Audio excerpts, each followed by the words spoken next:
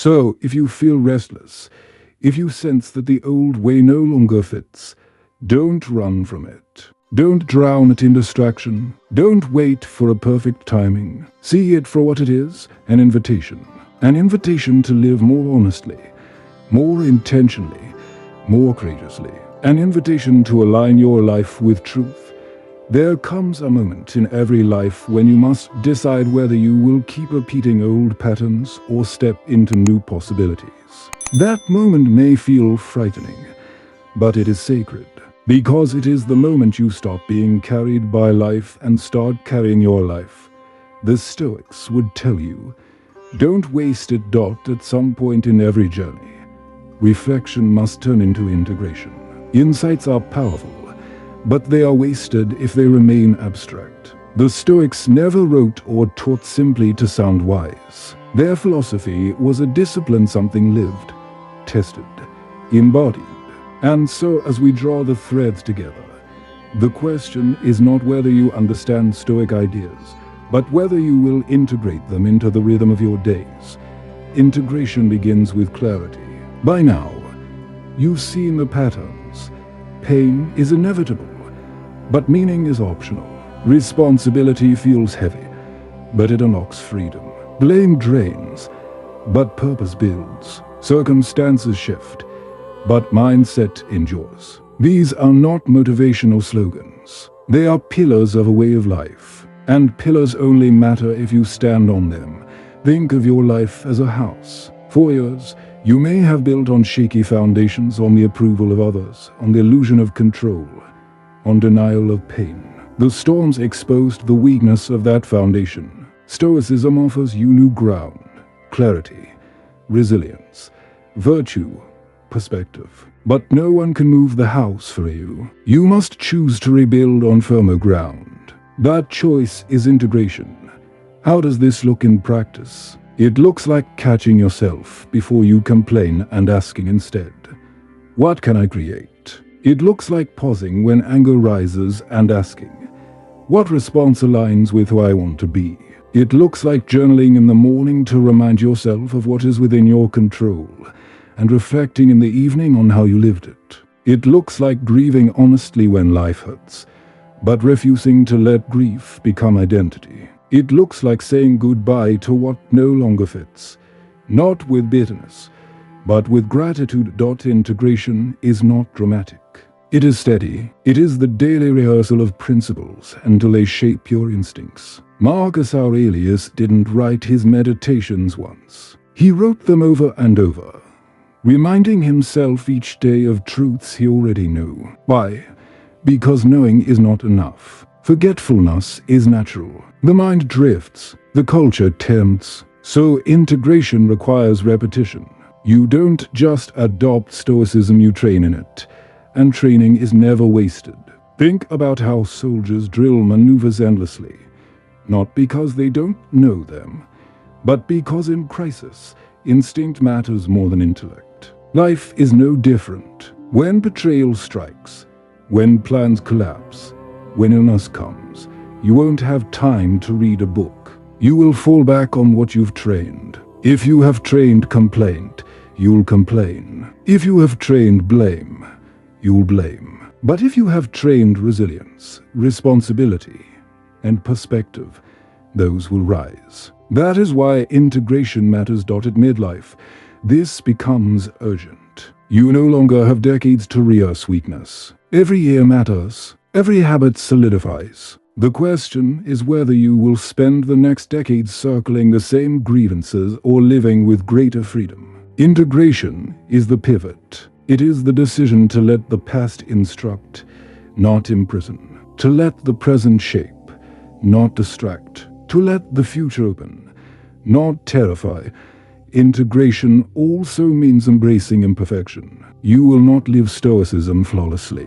Neither did the Stoics themselves. Marcus lost his temper. Seneca wrestled with wealth and power. Epictetus admitted he was still learning. The point was never perfection. The point was persistence. Each stumble is an opportunity to return to the path. Each failure is a reminder of practice. Integration is not about never falling, it is about always rising. So how do you know if Stoicism has truly integrated into your life? You'll notice in small ways first. You'll complain less. You'll pause before reacting. You'll feel anger, but release it faster. You'll grieve, but you won't drown. You'll see challenges less as curses and more as invitations. You'll feel less need to control others, and more clarity in controlling yourself. These shifts may seem subtle, but they accumulate. Over time, they create a life of greater steadiness, freedom, and peace. So ask yourself now, what are you gripping? What would change if you loosened your hold? Would you lose control, or would you finally find freedom? Detachment doesn't strip you of love. It allows love to breathe. It doesn't strip you of purpose. It allows purpose to stay steady even when outcomes shift. It doesn't strip you of humanity. It gives you the clarity to live as a human being, fully aware of life's fragility and yet unafraid of its flow. Detachment isn't coldness. It is the warm steadiness of a soul anchored in truth, refusing to be tossed endlessly by the waves. It is wisdom, it is freedom, and it is the path to peace for anyone who dares to practice it. Change is a constant we cannot bargain with. No matter how carefully we build our lives, no matter how tightly we hold to what feels safe, life insists on moving. A friendship shifts. A career that once energized you begins to feel hollow. Your body tells you it's aging. Your priorities no longer match the person you used to be. These are not errors, they are signals. And yet, most of us resist them with everything we have. Why? Because the familiar, even when broken, feels safer than the unknown. The mind whispers, maybe I can fix this. Maybe if I try harder, it will go back to the way it used to be. But deep down, we already know. That version of life, the one we're desperately preserving, is gone. It's not wrong. It's not wasted. It's simply complete. The Stoics remind us that peace doesn't come from demanding life stay the same. Peace comes from aligning with its flow. Epictetus said it plainly. Do not seek for events to happen as you wish, but wish for events to happen as they do, and your life will go smoothly. This is surrender. But let's be clear, surrender is not weakness. It is not defeat. It is not apathy. Surrender is the wisdom to stop fighting what is already evolving, and the courage to allow yourself to evolve with it. Think of a river. It never apologizes for changing its course. It carves new paths not by resisting the rock, but by yielding to it, flowing patiently until a way forward is formed. To surrender is to flow like that river. To trust that movement itself is not an enemy but a teacher. When we refuse, when we dam the flow, we create pressure, stagnation, suffering. But when we surrender, the current carries us to new landscapes we could never have imagined standing still. In midlife, this lesson becomes sharper. In your 20s and 30s, identity is often about building careers, families, reputations. But by your 40s, life starts to test what you've built. You may realize the career that once defined you no longer excites you. The relationship that once anchored you now stifles you. The goals you once chased no longer feel aligned. This doesn't mean you failed. It means you've grown. And growth demands that you let go of the old scaffolding so that a truer structure can emerge. But surrendering isn't easy, because it requires grieving. You must say goodbye not only to people or roles, but to versions of yourself. The ambitious 25-year-old inside you who thought success meant constant striving. The parent who believed they could control every outcome for their child. The partner who thought love was about sacrifice without boundaries. These selves served you once. They carried you this far, but they cannot carry you further. Surrender, then, is not passive. It is active acceptance. It's waking up each day and choosing not to drag along what no longer belongs. It's refusing to chase people who've emotionally left you. It's deciding not to force outdated timelines on your life. It's acknowledging that the old self is done, and a new self is being born. And yes, people may not understand. They might see your surrender as laziness, indecision, or even weakness. They might accuse you of giving up. But here is the paradox. Real surrender feels like strength. It feels like breathing deeper after years of shallow gasps. It feels like a weight finally lifted from your chest. The fog begins to clear. Your energy starts to return. Look at your life honestly. Is there something you've been trying to preserve long after its time has passed? A job that no longer matches your values. A friendship that feels more like obligation than joy. A dream that once burned brightly but now feels heavy. Ask yourself, what would happen if I stopped fighting this change? The truth is, surrender always costs something. It costs familiarity. It costs predictability. It costs the comfort of the known. But what you gain is infinitely greater. You gain authenticity. You gain alignment. You gain the freedom to meet the next chapter as the person you are becoming, not the person you used to be.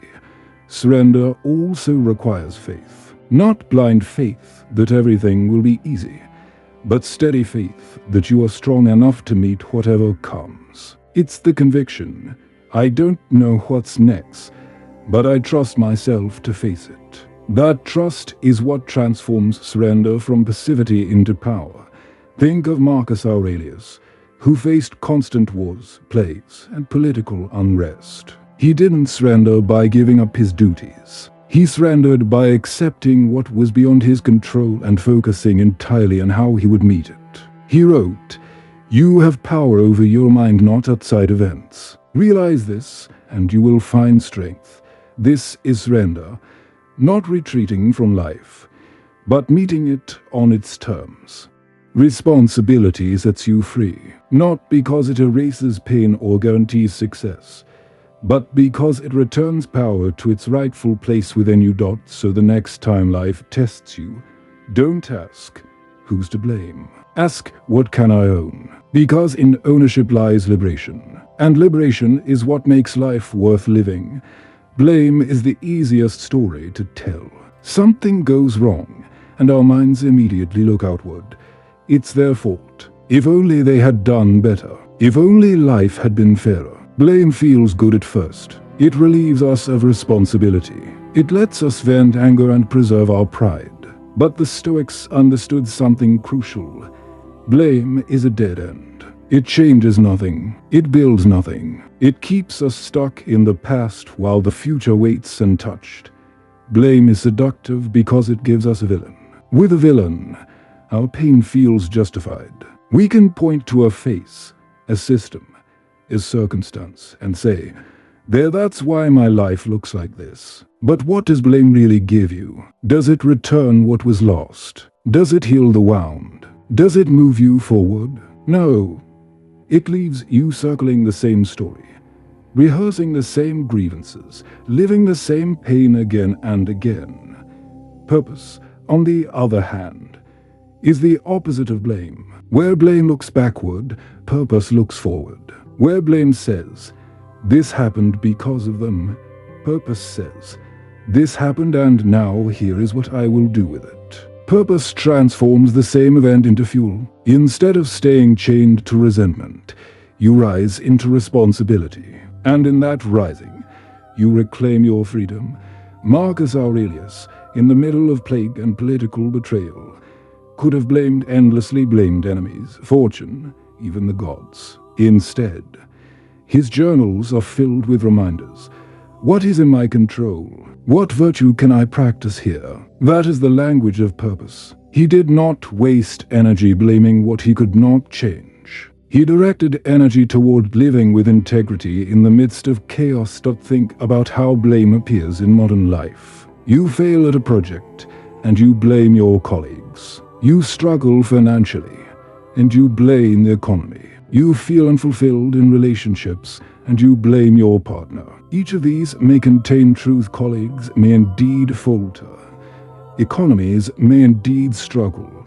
Partners may indeed disappoint. But blame ends with the pointing finger. Purpose asks, what now? What can I learn? What can I build? How can I transform this setback into something meaningful? Consider two people facing the same hardship, a layoff. The first spends months blaming management, the system, bad luck. They tell the story to anyone who will listen. Their energy goes into resentment. The second feels the same sting. But after grieving, they shift. This chapter has ended. I can use this space to pivot, to retrain, to realign my work with my values. Same event, radically different outcome. The difference is not luck, it is posture. Blame shrinks life. Purpose expands it. The tragedy of blame, that it masquerades as strength. People who blame often sound powerful. They speak with conviction, with certainty about who failed them. But beneath that certainty lies helplessness. Because as long as the power is out there, the solution is also out there. Purpose, in contrast, may sound quieter, but it is infinitely stronger. It says, even if I was wrong, my life is still mine to shape. Even if I was hurt, I choose what I will create from this hurt. That is true strength. The Stoics remind us that events are neutral until we interpret them. Your interpretation decides whether the event becomes a chain or a stepping stone. Blame chains you. Purpose builds the step. Of course, letting go of blame is not easy. Anger feels righteous. Injustice feels unbearable, but clinging to blame is like drinking poison and waiting for someone else to die. It keeps you entangled with the very thing you want to escape. Purpose, by contrast, allows you to rise above it. You do not deny what happened, you simply refuse to let it have the last word. So how do you practice replacing blame with purpose? Start with awareness. Notice when your inner dialogue points fingers. Catch yourself saying, if only, or they should have, or it's not my fault. Pause and ask, even if this is true, what can I do now? What purpose can I extract from this? Next, shift your language. Instead of saying, this ruined me, say, this shaped me. Instead of, they broke me, say, they taught me what I will never accept again. Instead of, I lost everything, say, I now know what truly matters. These small shifts in words create massive shifts in perspective. Finally, anchor yourself in values. Purpose is not about spinning everything into a positive cliché. It is about asking, what virtue can I practice here? If you are betrayed, perhaps the virtue is courage to love again despite risk. If you failed, perhaps the virtue is humility to learn and rebuild with wisdom. If you suffered loss, perhaps the virtue is gratitude to honor what remains. Purpose turns pain into a teacher, not a tyrant. Blame will always tempt you. It will whisper, you are justified. You deserve to stay angry, and for a time, that anger may feel protective. But over the years, it grows. Purpose whispers something quieter but stronger. You are free to move. You are free to build. You are free to turn this pain into wisdom. Why is it that we cling so tightly to the very things that break us? Why does holding on feel safer, even when it's suffocating us? And here's the paradox. Why does letting go something that promises freedom feel like the hardest task of all? We often imagine letting go as weakness, as giving up too soon, as betraying something or someone we once valued. But what if it's the opposite? What if the courage to release is the strongest act of love for yourself and for life itself? This is not just about walking away from a relationship, a job, or a past identity. It's about stepping into a mindset where peace matters more than pride, clarity more than control, and growth more than familiarity. That is the art of letting go. And that's what we're diving into today. Welcome to StoicCraft, the space where ancient wisdom meets modern challenges, where the lessons of Marcus Aurelius, Seneca, and Epictetus are not relics of the past, but living tools to help us navigate the chaos of today's world. If you've ever felt trapped by old wounds, heavy memories, or outdated roles, this episode is for you. Letting go isn't erasing a past. It isn't pretending that nothing happened. It's the discipline of seeing life as it is and choosing not to chain yourself to what has already ended. The Stoics warned us about confusing attachment with love, control with clarity, and suffering with loyalty. True love doesn't require clinging, true clarity doesn't need constant control, and true loyalty doesn't demand that you sacrifice your peace for something that no longer serves you. Think of a tree in autumn. Its leaves fall not because it stopped caring, but because survival depends on release. If a tree held onto every leaf, it would break under the weight of snow. The same is true for us. What once nourished us can, in another season, become the very thing that stifles us. And this is the paradox we face in midlife. By 35 or 40, we've accumulated experiences, roles, relationships, even identities. Some of them shaped us beautifully, but some have quietly turned into burdens. And the wisdom lies not in endlessly collecting, but in subtracting. We grow not just by adding, but by shedding. Letting go is not defeat, it's refinement. It's not the loss of meaning, but the redefinition of meaning. It's the moment we stop asking life to stay the same, and instead ask ourselves, what is truly aligned with who I am becoming? There's a strange comfort in holding on, even to pain. We stay in jobs that drain us, not because they give joy, but because the routine feels safer than the unknown. We linger in relationships long expired, not because they nurture us, but because the silence of solitude feels unbearable. We cling to versions of ourselves, the achiever, the provider, the strong one. Long after they stop fitting who we really are, the mind has a clever trick. It whispers that letting go is betrayal, that walking away means failure. But here's the deeper betrayal: staying loyal to something that no longer reflects your truth. That is self-abandonment. The Stoics understood this deeply. Life is motion. People evolve. Roles shift. Chapters close. The wise person doesn't resist this flow, he learns to align with it. To release with dignity, not contempt. To honor what was, but accept what is. And here's the hard truth. The things that once helped us grew can, in another season, hold us back. That old belief that hard work alone guarantees success. It may have served you in your 20s, but in your 40s it could keep you chained to burnout. That relationship you once fought to save, it may have shaped you, but clinging to it now could shrink your spirit.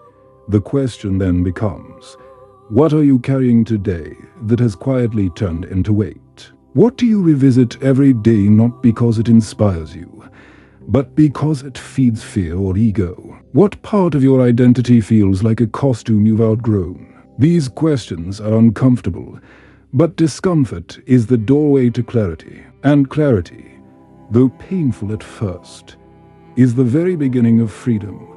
One of the greatest illusions we hold is the belief that closure will come from outside of us. We wait for an apology, a confession, a final conversation that will make sense of everything.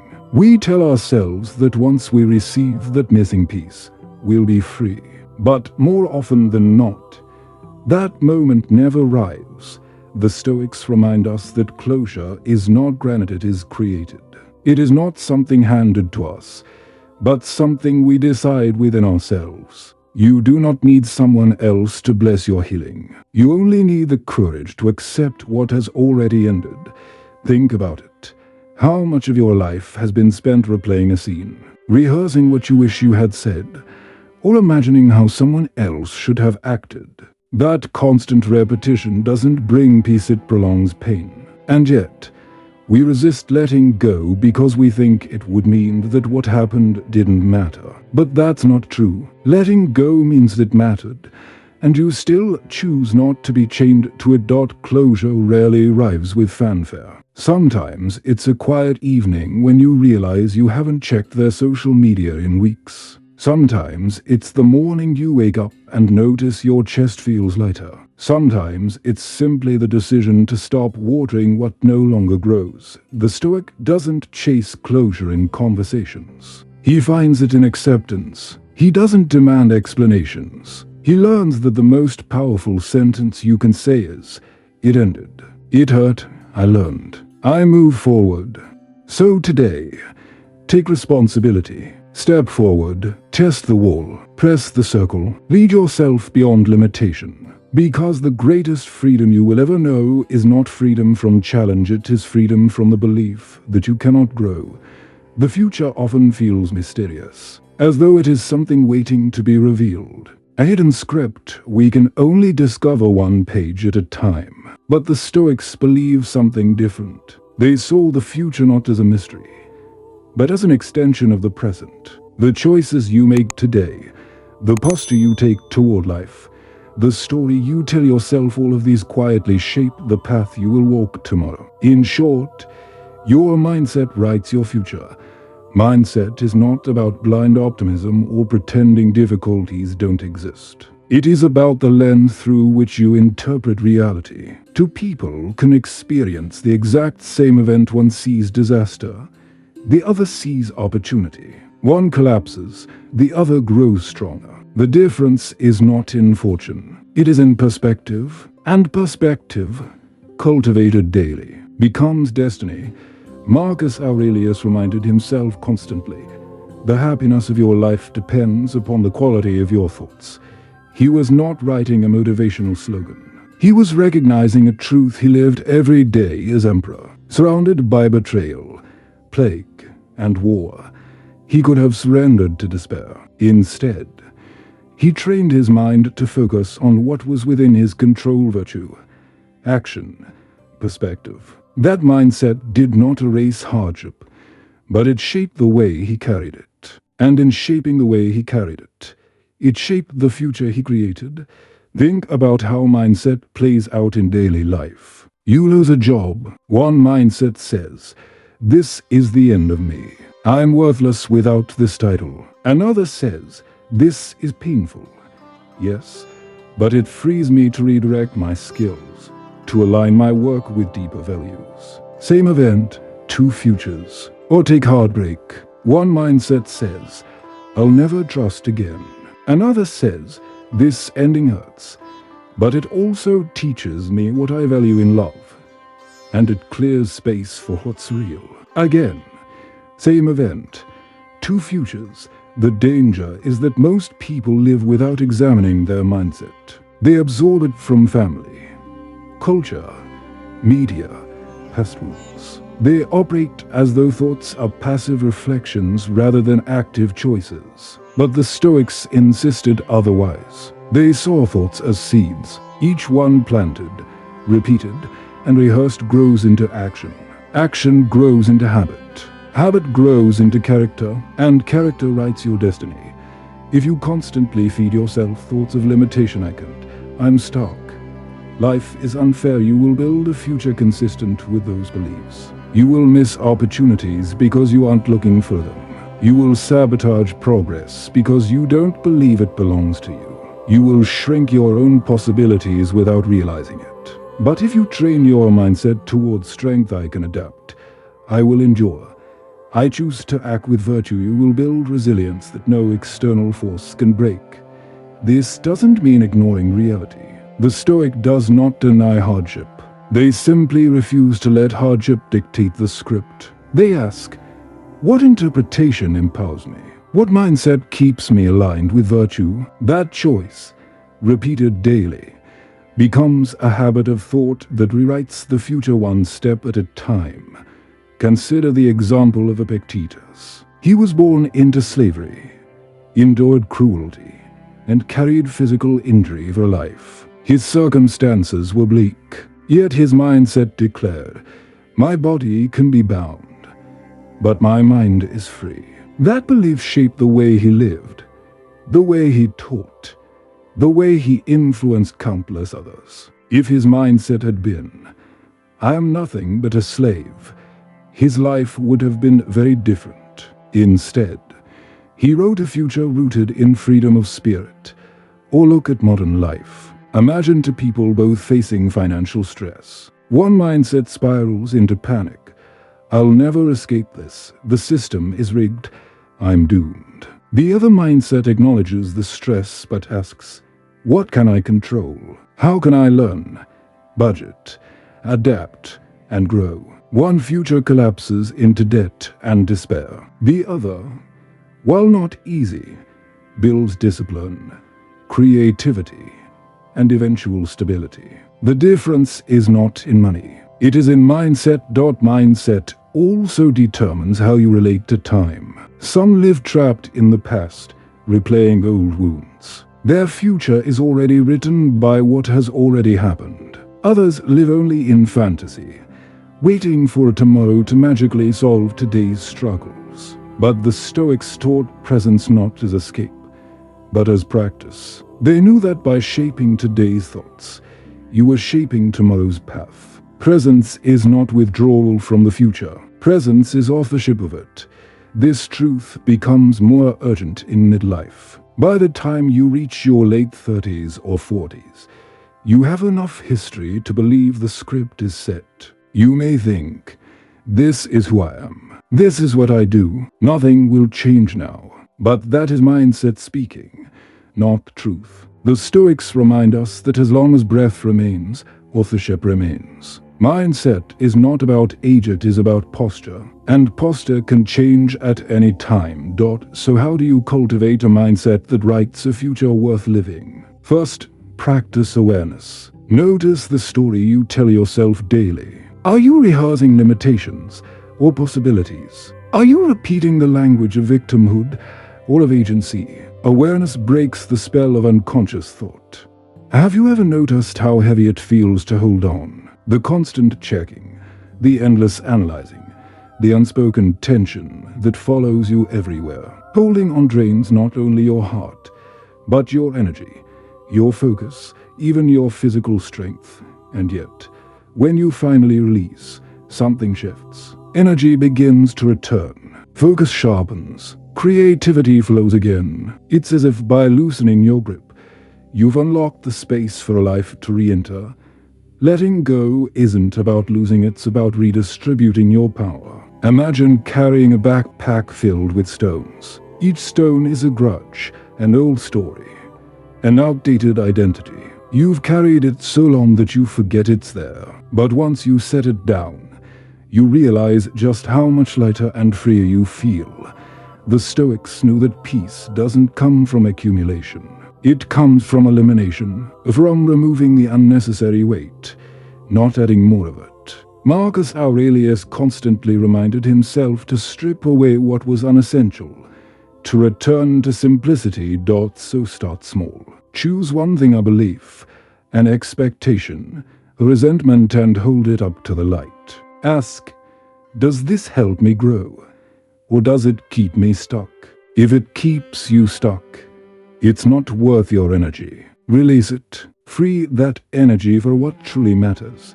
Because in truth, peace is not something we chase. Peace is something we make room for. And room is created not by holding tighter, but by letting go. At first, holding on feels noble. We tell ourselves we are being loyal, patient, resilient. We convince ourselves that our persistence will change the outcome. But often, beneath that persistence lies something else: resistance. Resistance is not always loud. It can be quiet, passive, even invisible to those around us. It's in the way we delay difficult decisions, the way we check our phones for messages that never arrive, the way we keep revisiting a memory as if it might change on the 100th replay. Resistance is not loyalty, it's fear. The Stoics knew that when we resist what is, we prolong suffering. We waste energy fighting the reality we cannot change. Seneca wrote, "It is not that we have a short time to live, but that we waste much of it. One of the greatest wastes is resisting what already is." And here's the paradox: uncertainty, though uncomfortable, is the very beginning of transformation. Every time we resist change, We extend the life of something that was meant to end a habit, a relationship, an identity. And over time, that resistance turns into suffering. But once you admit that resistance has been running the show, you create the possibility of release. And release isn't collapse, it's freedom. It's the quiet decision to stop trying so hard, to stop explaining, to stop rehearsing old pain.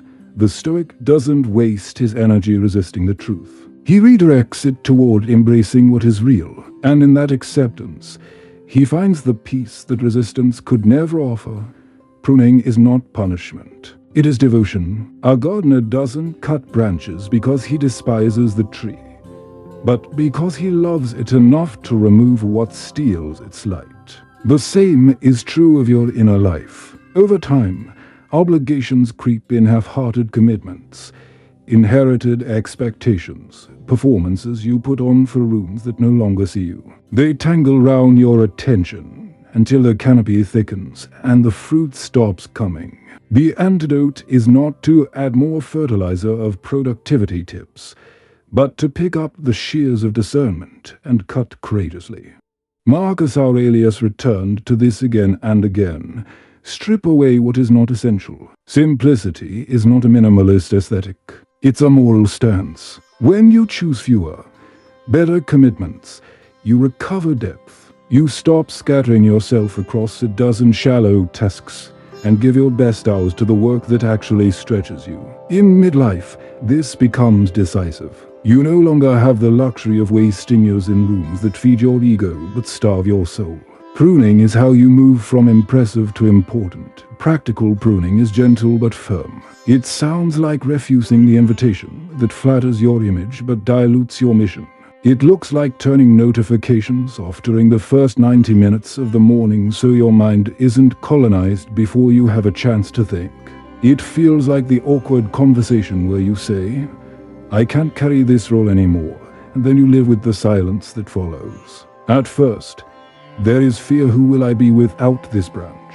Then the light returns. New growth appears where you thought nothing could bloom. This is not withdrawal from life. It is the discipline that lets life in. Moving on can be an escape. Letting go with love is maturation. Anyone can slam a door. It takes strength to close it quietly, to leave without taking poison with you. Bitterness feels like protection, like armor against further harm, but it corrodes from the inside. You start narrating the world through injury, and soon everything becomes another paragraph in the same old story. The Stoic answer isn't to deny hurt, it's to refuse inheritance. You do not inherit the character of those who wounded you. You keep your own. Letting go with love begins with how you speak to yourself about what happened. Self-reproach masquerades as accountability. I should have known better. But it keeps you chained to hindsight. Compassion tells the truth without cruelty. I did the best I could with the awareness I had. Next time, with more clarity, I will choose differently. That tone isn't softness. It is fuel. It converts memory into guidance rather than grievance. You release the other person from your courtroom and step out of the judge's robes you were never meant to wear. Think about how most of us approach life. We say things like, "I'd be happier if my boss treated me better," or "I'd feel more secure if the economy were stable," or "I'd finally have peace if my partner changed," on the surface. These statements seem natural, but beneath them lies a dangerous assumption that your well-being is dependent on forces outside your control. When you place responsibility out there, you also place your freedom out there. You hand over your peace, your joy, your strength, and wait helplessly for others to deliver them back. The Stoics refuse this. They drew a clear line. External events are beyond your control, but your inner response is always within reach. Epictetus put it simply, we cannot choose our external circumstances, but we can always choose how we respond to them. That single sentence is the foundation of responsibility. It doesn't mean you control everything, it means you control the only thing that truly matters, yourself. Responsibility is not blame. This is where many stumble. When they hear you are responsible, They hear you are to blame. But Stoic responsibility is not about blame, it's about ownership. You may not be to blame for the betrayal, the illness, the accident, the injustice, but you are responsible for how you meet it, how you narrate it, how you live in its aftermath. That distinction is crucial. Blame looks backward and freezes you. Responsibility looks forward and frees you. Consider a man who loses his job because of corporate downsizing. Blame says, this is unfair. The company is corrupt. The economy is broken. I am doomed. Responsibility says, this hurts. But how I respond is still mine. I can learn new skills. I can search differently. I can reframe this as transition, not as death. Both acknowledge the loss. Only one moves forward. Only one restores freedom. Or imagine a woman betrayed by someone she trusted. Blame says, I am ruined because of what they did. Responsibility says, they hurt me deeply. That was their choice. My choice now is whether I let this define my future or refine my wisdom.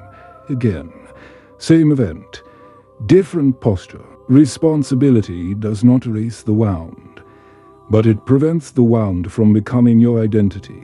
The beauty of responsibility is that it restores agency. You stop waiting for conditions to improve before you can breathe. You stop demanding that other people change before you can feel secure. You stop outsourcing your well-being to circumstances beyond your control. You reclaim authorship, and authorship, though challenging, is liberating.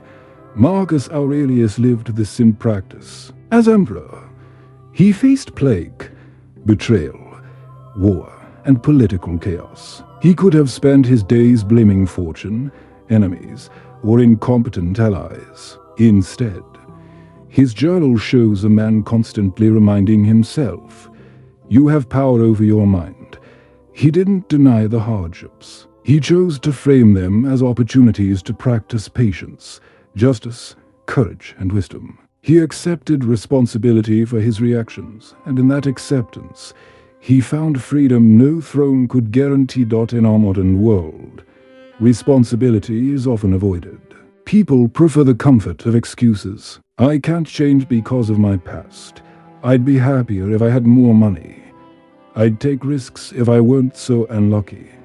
Each excuse feels protective, it shields you from the sting of accountability. But the protection is false. Each excuse is a cage. The longer you repeat it, the smaller your world becomes. Responsibility may sting at first, but it unlocks the door. Of course, responsibility is not easy. It demands honesty. It forces you to admit that much of your suffering is prolonged not by events, but by your interpretation of them. That realization can be uncomfortable, but discomfort is the price of freedom. Once you accept it, you are no longer tossed helplessly by external winds. You become grounded, steady, resilient. Here's the paradox. Responsibility looks like weight, but it feels like lightness. When you accept that your response is yours, you stop waiting. You stop negotiating with reality. You stop demanding that the world be easier before you allow yourself to live. Suddenly, even in chaos, you can breathe. Because freedom is not the absence of obstacles, it is the presence of responsibility. Practical responsibility can be trained. Start small. When someone cuts you off in traffic, instead of complaining all day, remind yourself, their action is theirs. My reaction is mine. When your boss criticizes you, instead of spiraling into resentment, ask, is there truth here I can use? If not, can I let it go without wasting my peace? When you make a mistake, instead of denying it or blaming others, say, this is mine. I will own it. I will learn. These small acts of ownership build strength for larger storms, and storms will come. That is guaranteed. But responsibility ensures you're not swept away. Responsibility anchors you in the one domain no one can steal: your mind, your choices, your perspective. So ask yourself now, Where have I been waiting for someone else to change before I can be free? Where have I been blaming circumstances, hoping they shift, instead of asking what response is within my control? What excuses have I rehearsed so often that they now feel like truth? Freedom does not arrive when everything finally goes your way. Freedom arrives the moment you take responsibility for your response, regardless of the way. The Stoics knew this. They practiced it daily, and you can too. In practical terms, learning not to fear emptiness looks like this. Allow unstructured time in your schedule without guilt. Resist the impulse to distract yourself. Every time silence appears, sit with discomfort rather than rushing to escape it. Journal what rises. In the quiet moments, walk without headphones. Let nature speak where podcasts usually chatted. At first, these practices may feel unbearable. Your mind will scream, do something.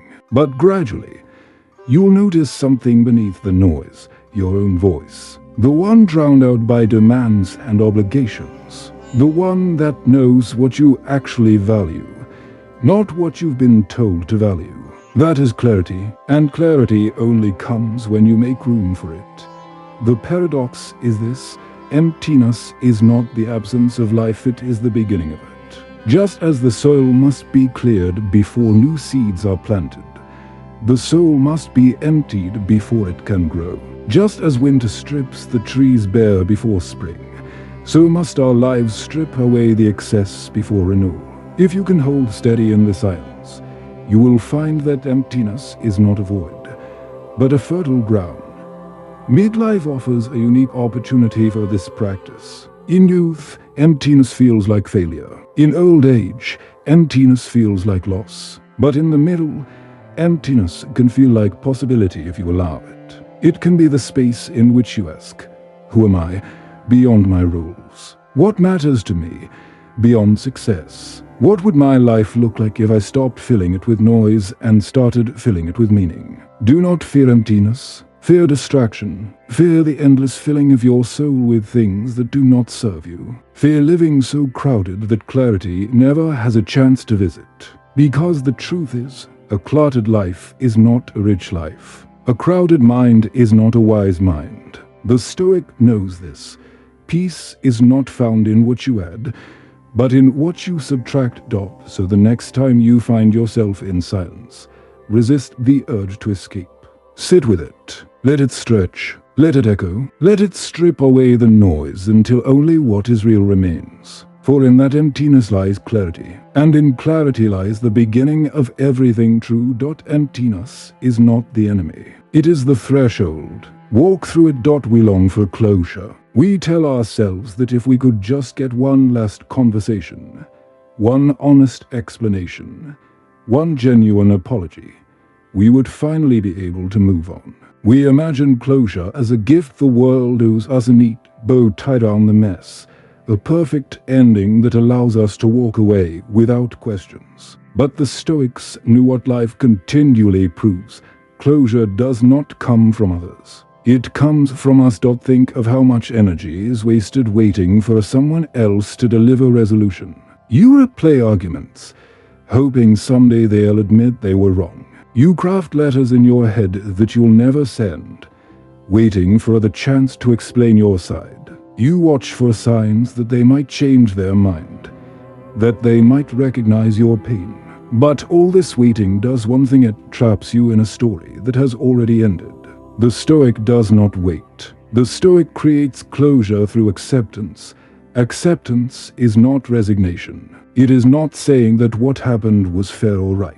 It is not giving up your values. Acceptance is clarity. It is saying, this happened. It hurt, I learned, and I refuse to let it define my future. When you accept, you stop resisting reality. You stop demanding that the past rewrite itself. You stop holding your peace hostage until someone else delivers the justice you believe you deserve.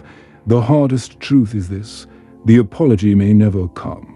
The explanation may never be given. The person who hurt you may never understand or even care about the impact they had. If your healing depends on their action, you are not free. You are chained to their choices. But if your healing depends on your acceptance, you hold the key. Imagine you're carrying open loops in your mind. Each unresolved conflict is like a tab left open on your mental browser, draining energy. The longer you wait for someone else to close it, the more exhausted you become. Acceptance is the act of clicking X yourself. It is saying, I may never get the ending I wanted, but I refuse to spend my life orbiting around this unfinished story. This is why the Stoics equated acceptance with freedom. Seneca wrote, "We suffer more often in imagination than in reality. When we keep replaying what happened, we suffer twice once when it occurred, and again every time we relive it." Acceptance ends the replay. It allows memory to remain memory, not ongoing imprisonment. But acceptance is not easy, because it requires honesty. You must tell yourself the truth, even when the truth is painful. The truth that the relationship ended, the truth that the opportunity passed, the truth that the apology may never come. When you resist, you create illusions. Maybe they'll change. Maybe it will come back. Maybe if I just. Acceptance shatters illusions, and illusions are comfortable. But illusions also keep you stuck. Ask yourself, how many open loops are you still carrying? How many conversations do you rehearse in your mind, hoping for a different outcome? How many times do you revisit the same memory, as if sheer repetition will alter the ending? Each of these is a chain, and the link that keeps it locked is your refusal to accept reality as it is. Here is the paradox. The moment you accept, you no longer need closure from anyone else. You stop waiting for explanations. You stop demanding understanding. You shift from asking, "Why did this happen to me?" to asking, "What can I learn from this?" That shift is liberation. It gives you power over your story again. Or consider relationships. A partner disappoints you. The complainer repeats. They never listen. They never change. I'm always unappreciated. The creator reframes. I can communicate my needs clearly. I can set boundaries. I can choose how I show up. And I can decide if this relationship still aligns with who I am becoming. The difference is not in fantasy, it's in ownership. Complaining is seductive because it demands nothing. Creation is demanding because it requires responsibility. Responsibility feels heavy at first, but it is the only path to freedom. Complaining, on the other hand, feels light at first, but it chains you to circumstances you despise. The irony is brutal. The more you complain, the less capacity you have to change the very thing you complain about. The Stoics practiced this shift intentionally. They knew the mind follows language. What you say out loud trains what you believe inside. If you continually tell yourself and others that you are powerless, you will act accordingly. If you tell yourself that you can create even in small ways, you unlock possibilities. Words matter, narratives matter. That's why Marcus, Seneca, and Epictetus wrote so often. They weren't writing for the world. They were writing to themselves, shaping their minds away from complaint and toward creation. Modern life, however, feeds complaint. Social media thrives on outrage. News cycles amplify grievance. We bond over what frustrates us, what offends us, what annoys us. Whole identities are built around complaining. But ask yourself honestly, has complaint ever built anything? Has it ever solved the root problem? Or has it only rehearsed your role as the powerless observer? Choosing creation doesn't mean ignoring injustice or pretending everything is fine. It means deciding how you will act despite it. Complaining says, this shouldn't be happening. Creation says, it is happening. Now what will I do? That is the Stoic posture, not denial, but disciplined response. Imagine two people facing the same setback: a failed project, a lost opportunity. One spends weeks venting, blaming colleagues, rehashing what went wrong. The other spends a day reflecting, then starts planning the next move. A year later, one is still complaining about the unfairness of it all. The other has built something new from the ashes. Same event, different outcome. The difference was not luck, it was posture. Complaining corrodes character. Creation builds it. Complaining rehearses weakness. Creation strengthens resilience. Complaining waits for someone else to fix it. Creation accepts responsibility for response. Which posture will shape your life? Practically, you can train this shift. The next time you catch yourself complaining, pause, ask, what is within my control right now? If nothing is within control, complaining is wasted breath. If something is, take one small step. Not tomorrow now. Replace I hate this traffic with this is time to. Listen to an audiobook. Replace work is unbearable with I will update my resume tonight. Replace. They never change with here is what I will do differently in. Response. These are not tricks. They are training. Training your mind to pivot from passivity to power. And yes, this is difficult. Complaining feels good in the moment. Creation feels heavy, but over time, the weight of responsibility builds muscle. The ease of complaining builds nothing but weakness. And if you're in midlife, you cannot afford weakness disguised as comfort. Every year matters. Every choice matters. Do you want to spend the next decade rehearsing grievances or building something worth leaving behind? Seneca wrote, "It is not the man who has too little, but the man who craves more, that is poor." In the same way, it is not the man who faces hardship, but the man who only complains about it, who is truly trapped. Hardship is unavoidable. Complaint is optional. Creation is available. So ask yourself today, when I open my mouth, do I speak as a complainer or a creator? When I look at my life, do I see only obstacles, or do I see raw materials for building? When I feel frustration rising, do I vent it endlessly, or do I channel it into action? The choice is always before you. The complainer rehearses why it can't be done. The creator experiments with what can be done. The complainer waits. The creator builds. The complainer drains life. The creator breathes life. Choose creation, not because it is easy, but because it is powerful. Not because it guarantees success, but because it guarantees dignity. Not because it solves everything instantly, but because it keeps you moving, growing, becoming. The world does not need more complaints. It needs more builders of meaning, more makers of solutions, more people willing to pick up the pen instead of pointing fingers. So today, make the shift. Choose creator over complainer, and watch how your life begins to change, not by magic, but by the steady strength of a person who refuses to waste another breath rehearsing weakness. Pain is one of life's non-negotiables. You cannot bargain it away, schedule it at your convenience, or avoid it forever. At some point, whether through loss, betrayal, failure, or simple circumstance, pain arrives. The Stoics never pretended otherwise. They didn't waste time hoping for a life without hardship. They trained for the reality of it. Marcus Aurelius wrote, "You have power over your mind, not outside events. Realize this, and you will find strength. The outside events include pain. You cannot stop it from arriving, but you can decide what comes after. That's the real question. Pain happened. Now what?"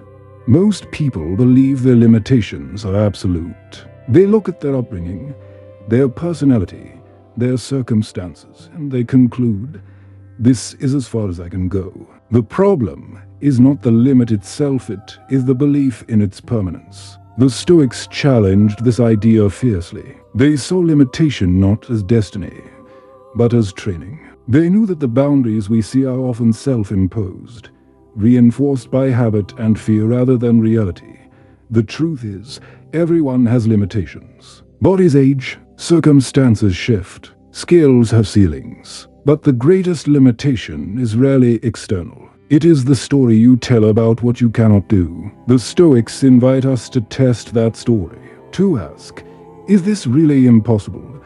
Or have I simply never demanded more of myself? Marcus Aurelius wrote, You have power over your mind, not outside events. Realize this, and you will find strength. Notice the emphasis. Power is not out there, it is in here. Limitation often feels external, but the deeper battle is always within the mind. If you believe a barrier is permanent, it becomes permanent. If you treat it as a challenge, it becomes training. Consider how limitation shows up in daily life. A person says, "I can't change careers at my age." Another insists, "I'll never be able to forgive what happened." Someone else whispers, "I'm just not the kind of person who can take risks." These statements sound factual, but they are choices. Each one is a decision to accept a ceiling that has not truly been tested. The Stoic approach is different. It does not deny difficulty. It does not pretend you can do anything without cost. But it asks you to lead yourself, to push beyond the assumed line, to test whether the wall is real or only imagined. Epictetus could have said, "I am a slave, therefore I am powerless." Instead, he declared his mind free, no matter his chains. Marcus could have said, "I am surrounded by chaos, therefore I am doomed." Instead, he chose calm in the midst of chaos. Seneca could have said, "I am condemned, therefore I am finished." Instead, he turned his final moments into instruction for all time. These were not men without limitation. They were men who refused to let limitation define them. Leading yourself beyond limitation begins with awareness. Notice the phrases that keep you stuck. "I can't." "It's too late." "That's just who I am." These are signals. They are not truths, they are rehearsed excuses. Each time you speak them, you reinforce the wall. Each time you challenge them, you chip away at it. Next comes courage. Pushing beyond limitation feels risky, because it invites failure. But failure is not proof of limitation, it is proof of effort. And effort is the only path to growth. Seneca reminded us, difficulties strengthen the mind, as labor does the body. If you never test the edge of your ability, you remain weak. If you consistently push against it, you grow. The wall doesn't vanish, but you learn how to climb it. Then comes discipline. Leading yourself means holding the line when comfort tempts you back. Growth is not one grand act of defiance. It is the accumulation of small acts of discipline. Choosing to rise early when sleep tempts. Choosing to speak calmly when anger surges. Choosing to take the next step even when fear whispers you can't. These small acts, repeated, expand your limits quietly but relentlessly. Think of limitation as a circle drawn round you. Most people live their whole lives pacing within it, convinced it is unbreakable. But every time you choose courage and discipline, you press the circle outward. You discover capacity you didn't know you had. Over years, the circle expands, and one day, you look back and realize, what once felt impossible has become your new normal. In modern life, this matters more than ever. By midlife, it is easy to settle, to say, "This is who I am. This is what I do. This is as far as I'll go." But that resignation is a kind of death before death. The Stoics would urge you, do not die before your time.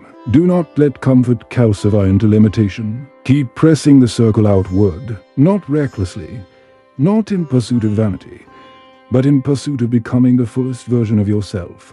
Leading yourself beyond limitation also means rejecting comparison. Too often, we measure ourselves against others, and when we fall short, we conclude we are limited. But Stoicism teaches that your path is your own. Your limitation is not someone else's ceiling, it is your training ground. What matters is not whether you outpace others, but whether you outgrow yourself. So ask yourself, where have you drawn false lines? What area of your life have you labeled impossible? Forgiveness, change, courage, growth. What if those lines are not permanent walls, but invitations to lead yourself beyond what you thought possible? Remember, limitation is not the enemy. It is the forge. Muscles grow against resistance. Character grows against challenge. Freedom grows against constraint. The wall you face is not there to end you, it is there to shape you. The question is whether you will cower before it or climb it. Leadership begins here, not with others, but with yourself. You cannot lead others beyond their limitations if you refuse to face your own. Show yourself that courage is possible. Show yourself that discipline is possible. Show yourself that growth is possible. And then, by living it, you will inspire others to do the same. You will always have limitations, but you do not have to be limited by them. Each day, you are faced with the choice. Will I accept the circle, or will I press it outward?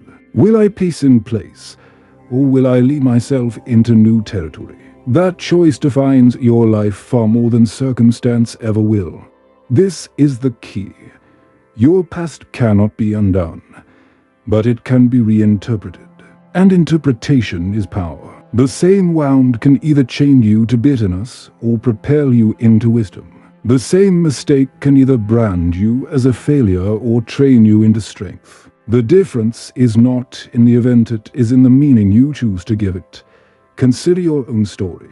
What memory still feels like identity? Is it the voice of a parent who told you you'd never amount to anything? Is it the heartbreak that convinced you love isn't safe? Is it the career misstep that left you doubting your ability? These events may be old, but if you replay them daily, they remain alive. The Stoics would tell you, stop feeding ghosts. A memory only has power if you keep offering it your attention. Of course, this is not about denial. Stoicism does not ask you to pretend the past was pleasant when it wasn't. Pain must be acknowledged. Injustice must be named. Grief must be felt. But after acknowledgement comes the crucial step, choice. Will you continue to let the past narrate your identity, or will you choose to narrate it differently? One practical way to do this is through reframing. Take the statement, I fail, left unchecked. It becomes identity. I am a failure. But reframed, it becomes, I learned something costly, but valuable. I am wiser now. Same event, different meaning, radically different future. Or take, I was betrayed, left unchecked. I can't trust, reframed. I now know how to recognize red flags sooner. I trust myself to choose differently. Again, same event, different meaning. This is not fantasy, it is the discipline of reclaiming authorship.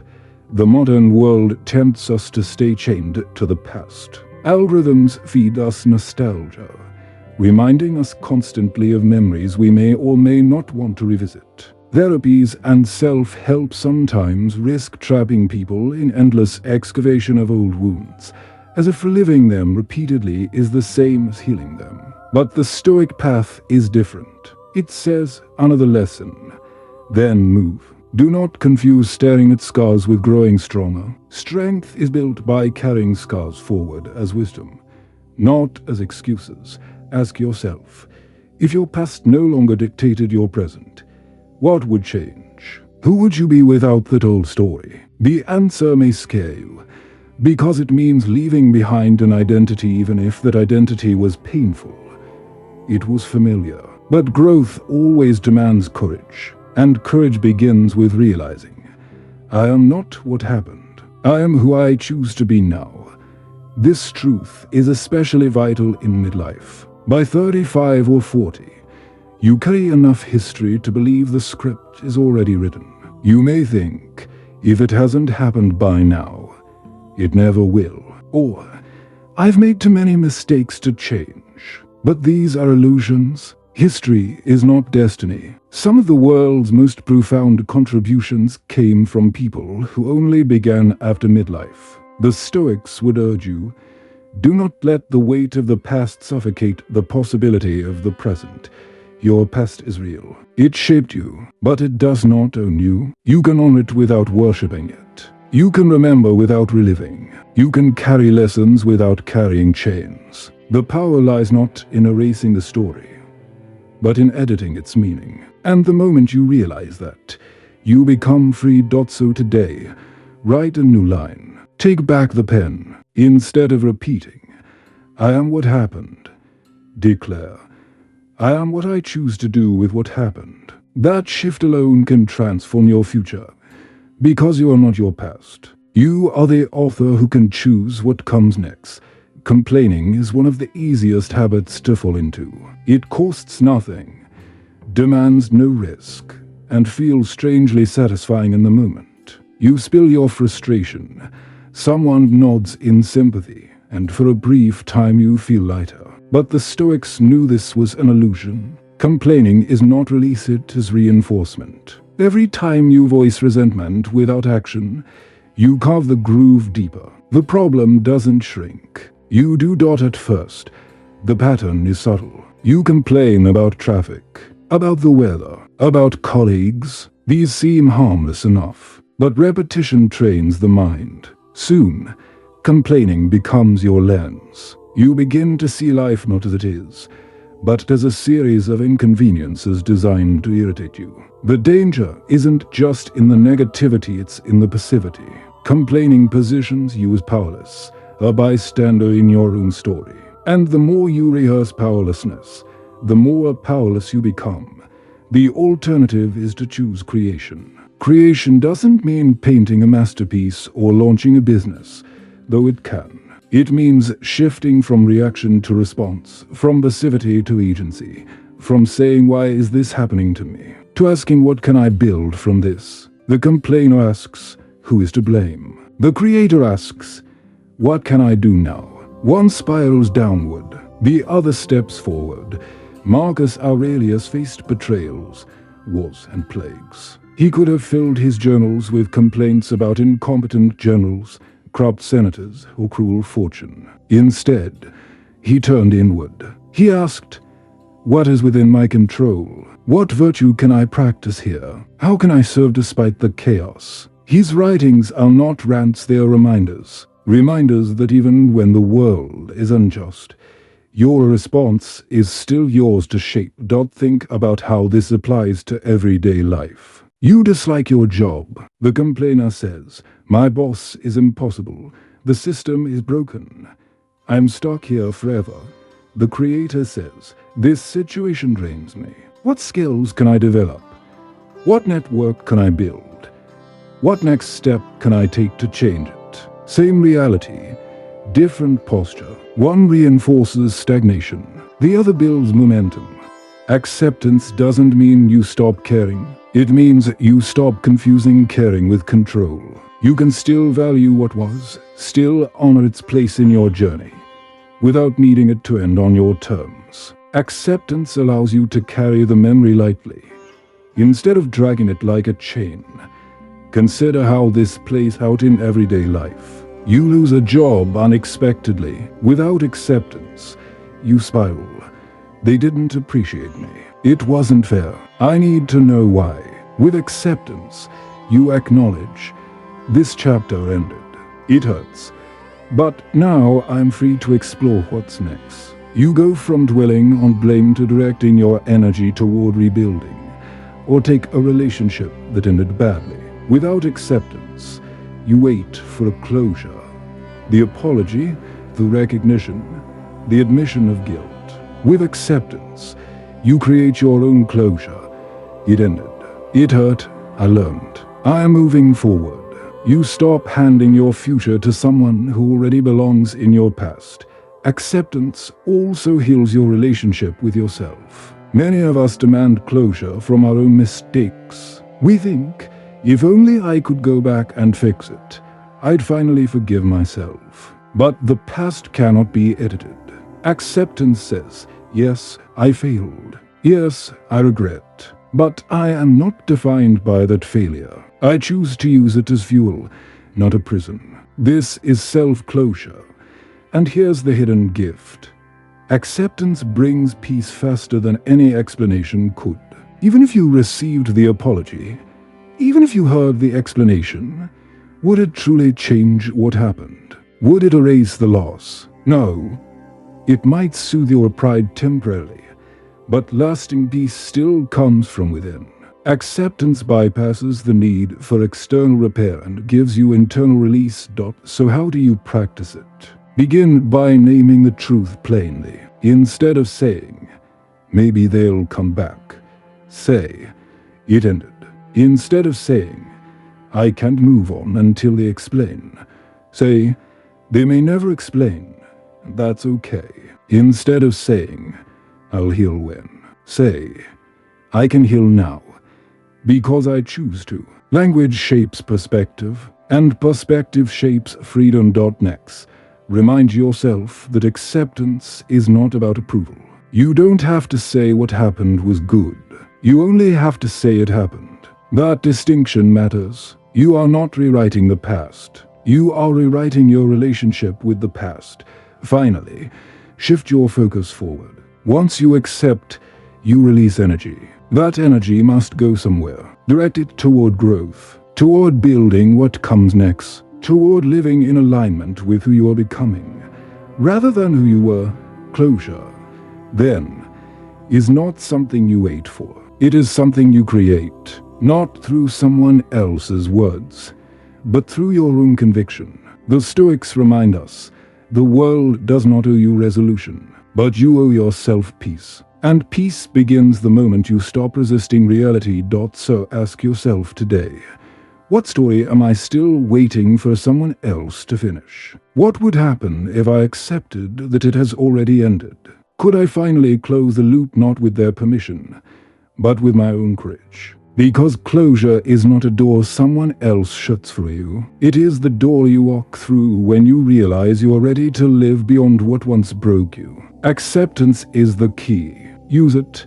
Letting go has a reputation problem. In the eyes of many, it looks like quitting. It looks like weakness, like someone gave up too soon, like someone didn't have the persistence to keep fighting. But those who have ever truly let go of a relationship woven deep into their soul, of a career tied tightly to their identity, of an old dream that once defined their purpose, know the truth. Letting go takes everything you have. It takes more strength than clinging ever could. Think about it. Holding on is easy because it feels familiar. You know the routines, the patterns, the stories you tell yourself. It takes little courage to keep walking the same path, even when it leads nowhere. What's hard is to step off that path, into uncertainty, into silence, into a future without guarantees. That is not weakness. That is courage of the highest kind. The Stoics understood this paradox. They saw that much of human suffering comes not from events themselves, but from our refusal to release them. We chain ourselves to what has ended, then wonder why we feel dragged down. Letting go is not surrendering to despair, it is surrendering to truth. It is recognizing that strength is not measured by how long you can hold on, but by how wisely you can release. Marcus Aurelius captured this spirit when he wrote, "Do not be ashamed of needing help. It is like a soldier going into battle. What shame is there in needing another soldier's hand?" The same applies here. What shame is there in admitting that holding on has become harmful? What weakness is there in choosing to let go, so that your hands are free to grasp what aligns with your growth? The world may call it defeat, but the Stoic calls it wisdom. Consider the illusions we attach to. A job that once gave meaning now drains us daily. Yet we stay, convincing ourselves that leaving would mean failure. A relationship that once nurtured us now feels hollow, but we cling, telling ourselves that ending it would mean we didn't try hard enough. Our belief about who we are, the strong one, the provider, the achiever, no longer fits, yet we keep wearing it like a costume. Why? Because holding on feels safer than the silence of letting go. But what if that silence isn't emptiness? What if it's freedom? Letting go allows energy to return. When you stop clinging to what is dead, you redirect that energy into what is alive. You recover focus, clarity, creativity. You stop wasting hours replaying old conversations, rehearsing old grievances, or justifying old decisions. Instead, you begin building. And that act of building is proof of strength. So ask yourself, what story have you been repeating that no longer serves you? Is it the story of betrayal, where you cast yourself as the eternal victim? Is it the story of achievement, where your worth depends on endless performance? Is it the story of strength, where you must never admit pain, never show weakness, never need help? Each of these is a script, not a sentence. You can rise above them. You can reclaim the pen. Rising above the story does not mean pretending the past didn't happen. It means refusing to let the past be the only chapter you ever read. If someone betrayed you, acknowledge it. But then decide, do I keep telling this story as proof that I am broken? Or do I rewrite it as the chapter that taught me discernment, resilience, boundaries? The event remains, but the meaning shifts. And meaning is where power lives. This shift requires discipline. You must catch yourself in mid-narration. Notice when you're rehearsing old lines. Pause and ask, is this story liberating me? Or is it chaining me? If it chains you, stop reciting it. Replace it with a truer, wiser interpretation. It will feel awkward at first, like speaking a new language. But over time, it becomes natural. You begin to live not as a character trapped in someone else's script, but as the author of your own. Consider how this plays out in real life. Imagine someone who loses their job. The old story might sound like, I was discarded. I'm worthless without this title. I'll never recover. But reclaiming the pen allows a new draft. This chapter ended. It hurts. Yes, but it frees me to pursue work aligned with my values. Same event, different story. One drains life, the other creates possibility. Or imagine a relationship that ends. The old narrative, I was abandoned. I must not be lovable. I'll always be alone. The reclaimed story, this relationship shaped me. But it no longer fit. Its ending creates space for a deeper connection with myself first, and with others later. Again, same event, different meaning, different future. This is why the Stoics emphasize interpretation over event. Because you cannot control where the storms come, but you can control whether you narrate them as curses or as seasons. You cannot control whether people betray you, but you can control whether betrayal defines you or refines you. The story is yours to tell. And here is the most important part. Rewriting your story is not a what-if act. It is a daily practice. Each morning, you choose which script you will perform. Each evening, you reflect.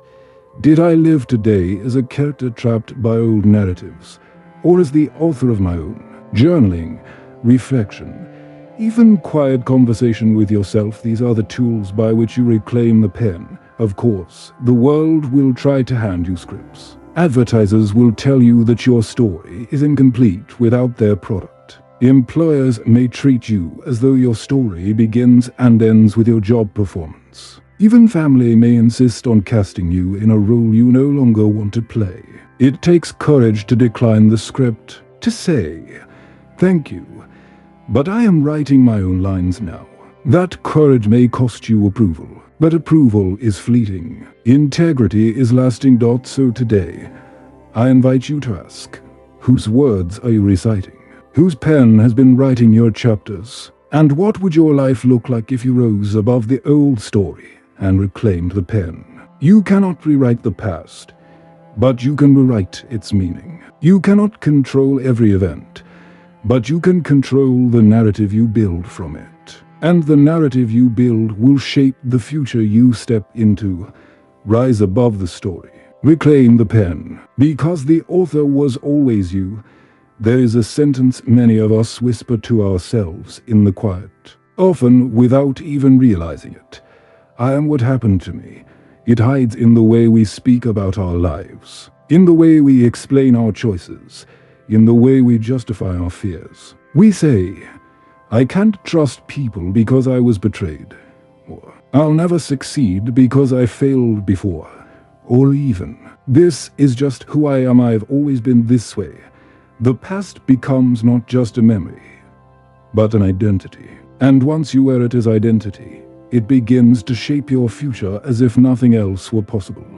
The Stoics warned against this. They knew that memory is not destiny. Marcus Aurelius reminded himself daily, the impediment to action advances action. What stands in the way becomes the way. In other words, the past does not define you, it instructs you. It is not a prison cell, but a training ground. Yet many of us confuse the two, and in doing so, we surrender freedom. Your past is a story already written. It carries lessons, scars, joys, and regrets. But you are not that story. You are the author who can choose what comes next. The danger lies in mistaking the ink of past chapters as permanent tattoo rather than fading words. The moment you believe you are only what has already happened, you lock yourself into repetition. And repetition is not growth. Think about how people carry this confusion into their daily lives. Someone who failed in business once decides they are not cut out for risk, and so they never try again. Someone who was betrayed in love decides they are unworthy or destined to be abandoned, and so they sabotage every new relationship. Someone who grew up in poverty believes abundance is for others, not for them, and so they settle for less even when opportunities rise. In each case, the past event was real, but the interpretation became a lifelong sentence. The Stoics invite us to break that sentence. Epictetus, who was born a slave, crippled by abuse, and denied basic dignity, could have lived forever as the victim of his past. Instead, he became a teacher of freedom. He did not erase his past, he reframed it. He saw his suffering as instruction in resilience, clarity, and discipline. The very things that could have defined him as broken instead defined him as wise. For many, the reflex answer is bitterness. Something goes wrong, and the mind says, "This shouldn't have happened. I deserve better." That anger feels righteous, but it becomes corrosive. Holding onto bitterness is like clutching a hot coal. You burn yourself more than anyone else. The pain happened once, but bitterness makes you live it every day. Others choose denial. They pretend the pain isn't there, distracting themselves with work, entertainment, or constant busyness. Denial can numb temporarily, but it doesn't heal. It buries the wound, leaving it to fester underground. When it resurfaces, and it always does, it is stronger, sharper, and harder to face. Still, others choose despair. They let the pain define them. A failed marriage means they're unlovable. A business collapse means they're incompetent. A betrayal means the world is unsafe. Despair takes a single event and stretches it into identity. Instead of "this happened to me," the story becomes "this is who I am." That is the most dangerous path of all, because it chains the future to the past. The Stoic alternative is not to reject pain, but to transform it. To see pain not as punishment, but as material. Marcus reminded himself, the impediment to action advances action. What stands in the way becomes the way. Pain, in this light, is not the end of the road. It is part of the road. The question is not whether you will feel it, but whether you will use it. So how do you use it? The first step is acknowledgement. Stop pretending it didn't happen. Stop minimizing it to appear strong. Say the truth plainly. Yes, I was hurt. Yes, I failed. Yes, this loss matters. Strength is not the absence of acknowledgement. Strength is honesty without collapse. The second step is perspective. Pain tempts you to magnify itself until it fills your whole vision. But perspective pulls the camera back. You see that this event, however heavy, is not the entire story. It is one chapter, a hard one. Yes, but a chapter still. Marcus would often remind himself to zoom out, look at the stars, consider the span of centuries. Remember how small even the greatest struggles are in the context of eternity. This isn't to dismiss your pain. It's to keep it in proportion. The third step is meaning. Pain by itself is suffering. Pain transformed into meaning becomes instruction. Ask, What can this teach me? How can this refine me? What strength can I build because of it? A betrayal teaches discernment. A failure teaches resilience. A loss teaches gratitude for what remains. These lessons do not erase the hurt, but they redeem it. They ensure it was not wasted. In modern life, pain is often met with urgency. Fix it now. Distract from it now. Move past it now. But the Stoics remind us that healing is not speed, it is depth. If you rush, you miss the transformation. Pain is like fire. Too close, and it consumes you. Too far, and it does nothing. But at the right distance, it forges you. The task is not to avoid the fire, but to enter it wisely, letting it shape rather than destroy. Let's bring this into real examples. You lose a job you depended on. You could complain endlessly about unfair bosses or bad markets. Or you could ask, now what? Maybe this is the chance to redirect your skills towards something more meaningful. Maybe it's the push you needed to leave a path that was draining you. The pain is real, but so is the opportunity hiding within it. Or take heartbreak. The end of a relationship can feel like the end of the world. You could let it define you as unworthy, or you could let it teach you about your needs, your boundaries, your values in love. You could let it clarify what you will no longer tolerate and what you truly desire. Pain as instruction, not as identity. Even physical pain can carry meaning. A health scare, while frightening, can awaken gratitude for the body you once took for granted. It can sharpen your priorities, reminding you that time is limited and energy precious. It can shift you from passivity to discipline in how you care for yourself. Again, pain, when faced, becomes teacher. But what if the pain is too heavy? What if it feels unbearable? Here the Stoics remind us of two things. First, that you are stronger than you think. Seneca wrote, "If you shape your life according to nature, you will never be poor. If according to people's opinions, you will never be rich." The nature of life includes pain, but it also includes resilience. Humans have survived losses unimaginable. And second, that pain is always temporary. It may not vanish tomorrow, but it will change shape. Nothing is permanent, not even suffering. The real danger is not the pain itself, but what you allow it to turn you into. Will it make you bitter, resentful, smaller? Or will it make you wiser, stronger, more compassionate? That choice is always yours. Pain may arrive without permission, but meaning never does. Meaning must be chosen. So when pain comes, and it will pause before slipping into old patterns. Don't complain endlessly. Don't deny it. Don't let it define you. Instead, breathe. Acknowledge it. Zoom out for a perspective. Search for meaning. And then ask the question that transforms everything. Now what? Because pain is not the end of your story. It is the place where your next chapter begins.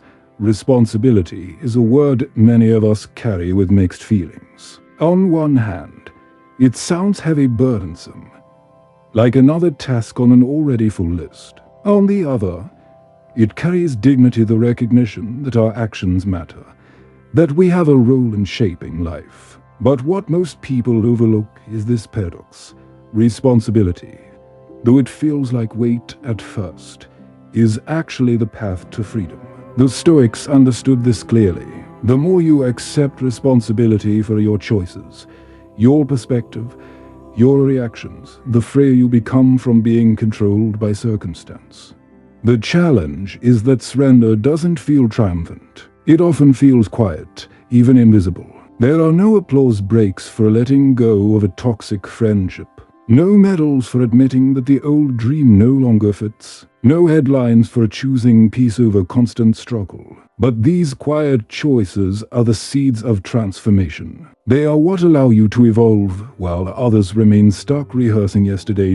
So, how do you practice surrender? Begin with awareness. Pay attention to where you feel constant resistance. the job that drains you, the relationship that no longer brings life, the identity that feels like a mask. Resistance is often disguised as persistence, but persistence keeps you alive. Resistance keeps you trapped. Learn to tell the difference. Next, practice small acts of release. Stop forcing conversations with people who show no interest. Stop replaying memories as if they will change on the 100th viewing. Stop dragging the weight of what if into every tomorrow. Instead, choose clarity over comfort, reality over fantasy. These small acts of surrender build the muscle for larger ones. Finally, remind yourself daily, endings are not failures. They are transitions. They are spaces between stories. They are what allow new life to grow. If you can sit in that in-between without rushing to fill it, you unlock freedom most people never touch. Surrender to what is evolving doesn't mean you stop caring. It means you care with wisdom.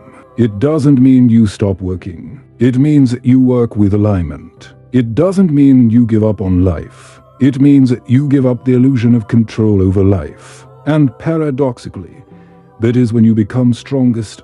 So today, if you feel something shifting, don't panic. Don't numb it. Don't strangle it back into its old form. Breathe, listen, ask, what chapter is naturally closing? What self is quietly emerging? And then, with quiet courage, surrender. Not because you are weak, but because you are wise. Surrender to what is evolving, and you will discover that life doesn't shrink when you let go. It expands.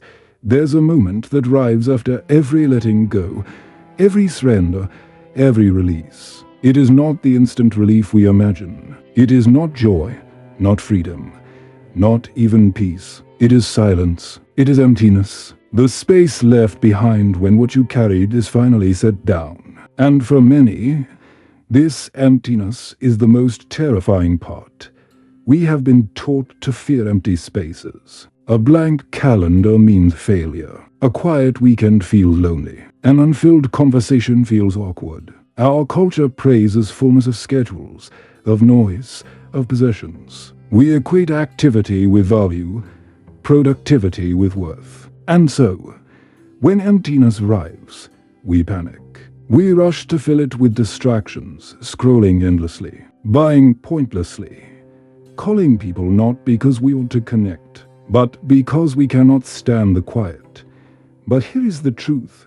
Emptiness is not a void to fear. It is a doorway. It is the open space where clarity can finally enter. It is the silence in which your deeper self whispers truths you could not hear when the world was too loud. The Stoics understood this. They warned against clutter of mind, clutter of soul. Marcus Aurelius reminded himself constantly, strip away what is unnecessary. Why? Because only in simplicity can you see clearly. Think about it this way.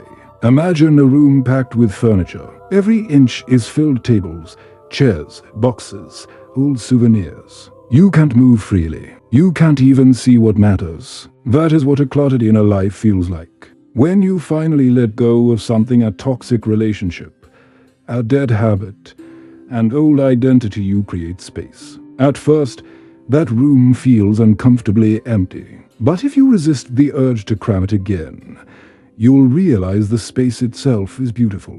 It's what allows light to enter, breath to circulate, freedom to return. In the middle of life, emptiness often shows up uninvited. Maybe your children have grown, and the house that once echoed with noise now feels too quiet. Maybe your career path has plateaued, and the drive that once fueled you has gone silent. Maybe relationships you leaned on have ended, leaving long stretches of stillness in their place. These moments feel unsettling. You may even interpret them as signs of failure. But what if they are not endings at all? What if they are invitations, sacred pauses meant to redirect your focus? The Stoic approach to emptiness is not avoidance, but curiosity. Ask, what is this space here to teach me? What can I hear now that I could not hear before? What part of me is asking to be seen now that the noise has quieted? These questions shift emptiness from enemy to ally. Instead of fearing the silence, you explore it. You let it reveal what truly matters, and what you find can be startling. You may realize how much of your energy was consumed by someone who never valued your presence. You may see how many of your goals were borrowed from other people's expectations. You may recognize how often you performed roles that no longer fit, all because you were afraid of pausing. In emptiness, these truths rise to the surface. They sting, but they also liberate. Clarity does not arrive all at once. It unfolds like dawn. First a faint glow, then gradual light, then full illumination. At first, emptiness just feels like a unease. Then it becomes a subtle loosening, a breath you didn't know you were holding. Later, it sharpens into realizations. That thing I feared losing I never truly needed. That role I clung to I've outgrown. That pain I replayed I am ready to release. And eventually, it translates into action. You begin to choose differently, not because someone told you to, but because you no longer need to fill the silence with noise. Of course, the temptation is always to rush, to replace the lost job with another instantly, to fill the quiet house with busyness, to start a new relationship before the old grief has healed. But if you rush, you miss the lesson. If you numb the emptiness, you remain trapped in repetition. The cocoon must be honored before transformation can occur. Second, practice reframing. When hardship comes, pause. Ask, what interpretation gives me strength? If you cannot change the event, you can always change the meaning. And meaning shapes the future. Third, practice discipline. A strong mindset is not built in one epiphany. It is built in repeated choices, morning reflections, evening journals, daily reminders. Marcus Aurelius wrote his meditations not for the world, but for himself to keep his mindset anchored. You need similar practices, not for inspiration, but for training. Finally, anchor yourself in virtue. A mindset rooted in shallow positivity crumbles when tested, but a mindset rooted in courage, justice, wisdom, and temperance holds steady. Virtue is not mood, it is foundation. Build your mindset on that, and your future will stand even when storms arrive. So ask yourself today, what future am I writing with my current mindset? If I continue thinking this way for another year, where will I end up? Am I rehearsing a future of limitation or building a future of resilience? The truth is, the future is not hidden from you. It is unfolding right now in the quality of your thoughts. And the pen is in your hand. Your mindset writes your future. Write wisely. There comes a moment in every life when the old way no longer works. At first, you ignore it. You keep pushing, keep pretending, keep clinging to familiar patterns. But eventually, the signs become undeniable. The job you once thought was secure now feels like a cage. The relationship you hoped would bring peace leaves you restless. The identity you've worn for as provider, achiever, fixer feels heavy, like a costume that no longer fits. In that moment, you realize the truth. You cannot keep living the same way and expect a different future. Something has to shift. This is not weakness. This is awakening. It is the point where illusions fall away, and you see clearly. Life is finite, time is precious, and your choices matter. The Stoics knew this intimately. They practiced memento mori, the remembrance of death, not to depress themselves, but to sharpen their focus. To remind themselves that life is not endless rehearsal. There comes a moment when you must stop delaying and start living with intention. That moment often arrives in midlife. You've carried enough history to see patterns repeat. You've endured enough pain to know denial doesn't protect you. You've tasted enough success to realize it doesn't satisfy the way you thought it would. Midlife strips away illusions. It confronts you with the simple but urgent question, what now? Many people run from this question. They double down on busyness, drown themselves in distractions, or chase new pleasures to numb the restlessness. But the Stoic path is different. It asks you to pause, to reflect, to let the discomfort point you toward truth. Because that restless feeling, the sense that something must change, is not punishment. It is invitation. There comes a moment when you must face what you've been avoiding. The apology you'll never receive. The dream that no longer fits. The fear you've been dressing up as practicality. These truths are not easy, but they are liberating. Because once you face them, you stop wasting energy pretending. You begin to live with honesty. And honesty is the foundation of freedom. Think about the stories you've told yourself up to this point. I'll change when things calm down. I'll rest when the pressure lifts. I'll take risks when I feel ready. These promises sound comforting, but they are lies. Life will not wait until you're comfortable. There comes a moment when you must decide. Do I keep waiting, or do I step into the unknown now? The Stoics remind us that the unknown is not the enemy. It is the only place where growth happens. Marcus Aurelius urged himself daily.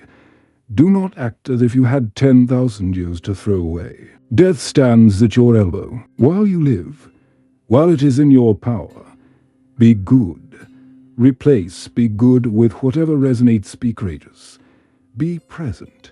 Be authentic. The point is urgency. There comes a moment when you realize you do not have forever. And that moment is the doorway to a new way of living. This is not about throwing your life away in reckless change. It is about clarity. Clarity about what matters and what doesn't. Clarity about who you are and who you are not. Clarity about what you can control and what you must release. When clarity comes, decisions that once felt impossible become obvious. The goodbye you resisted suddenly feels necessary. The risk you avoided now feels urgent. The conversation you delayed becomes unavoidable. Clarity does that. It cuts through fear and reveals the next step. But clarity alone is not enough. You must act. There comes a moment when reflection must give way to movement. The Stoics were philosophers, yes, but they were also practitioners. They did not merely think about virtue, they lived it. They did not only discuss courage, they demonstrated it. Philosophy was not an idea, it was a way of life. And so it must be for you. The moment of awakening loses its power if it does not lead to action. Ask yourself, what is life asking me to release right now?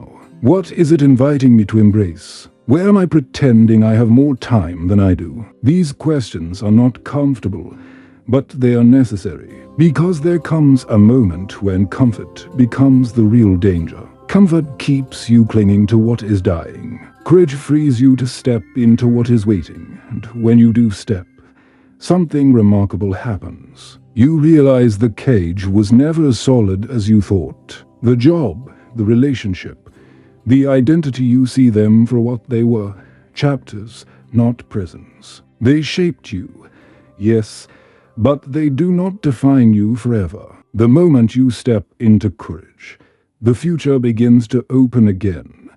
This is the gift of the Stoic path. It doesn't promise a life free of pain or challenge. It promises something better, a life where pain becomes teacher, where challenge becomes training, where endings become beginnings. But you only receive that gift when you stop postponing, when you accept that the moment of choice is now. The misconception that letting go is weakness often comes from confusing loyalty with stagnation. Loyalty is a virtue when it supports growth, when it keeps you anchored to what matters. But when loyalty becomes self-abandonment, when it keeps you chained to something that diminishes you, it is no longer noble. It is cowardice disguised as devotion. Strength is not staying loyal to what no longer serves you. Strength is staying loyal to your higher self, even if it requires walking away.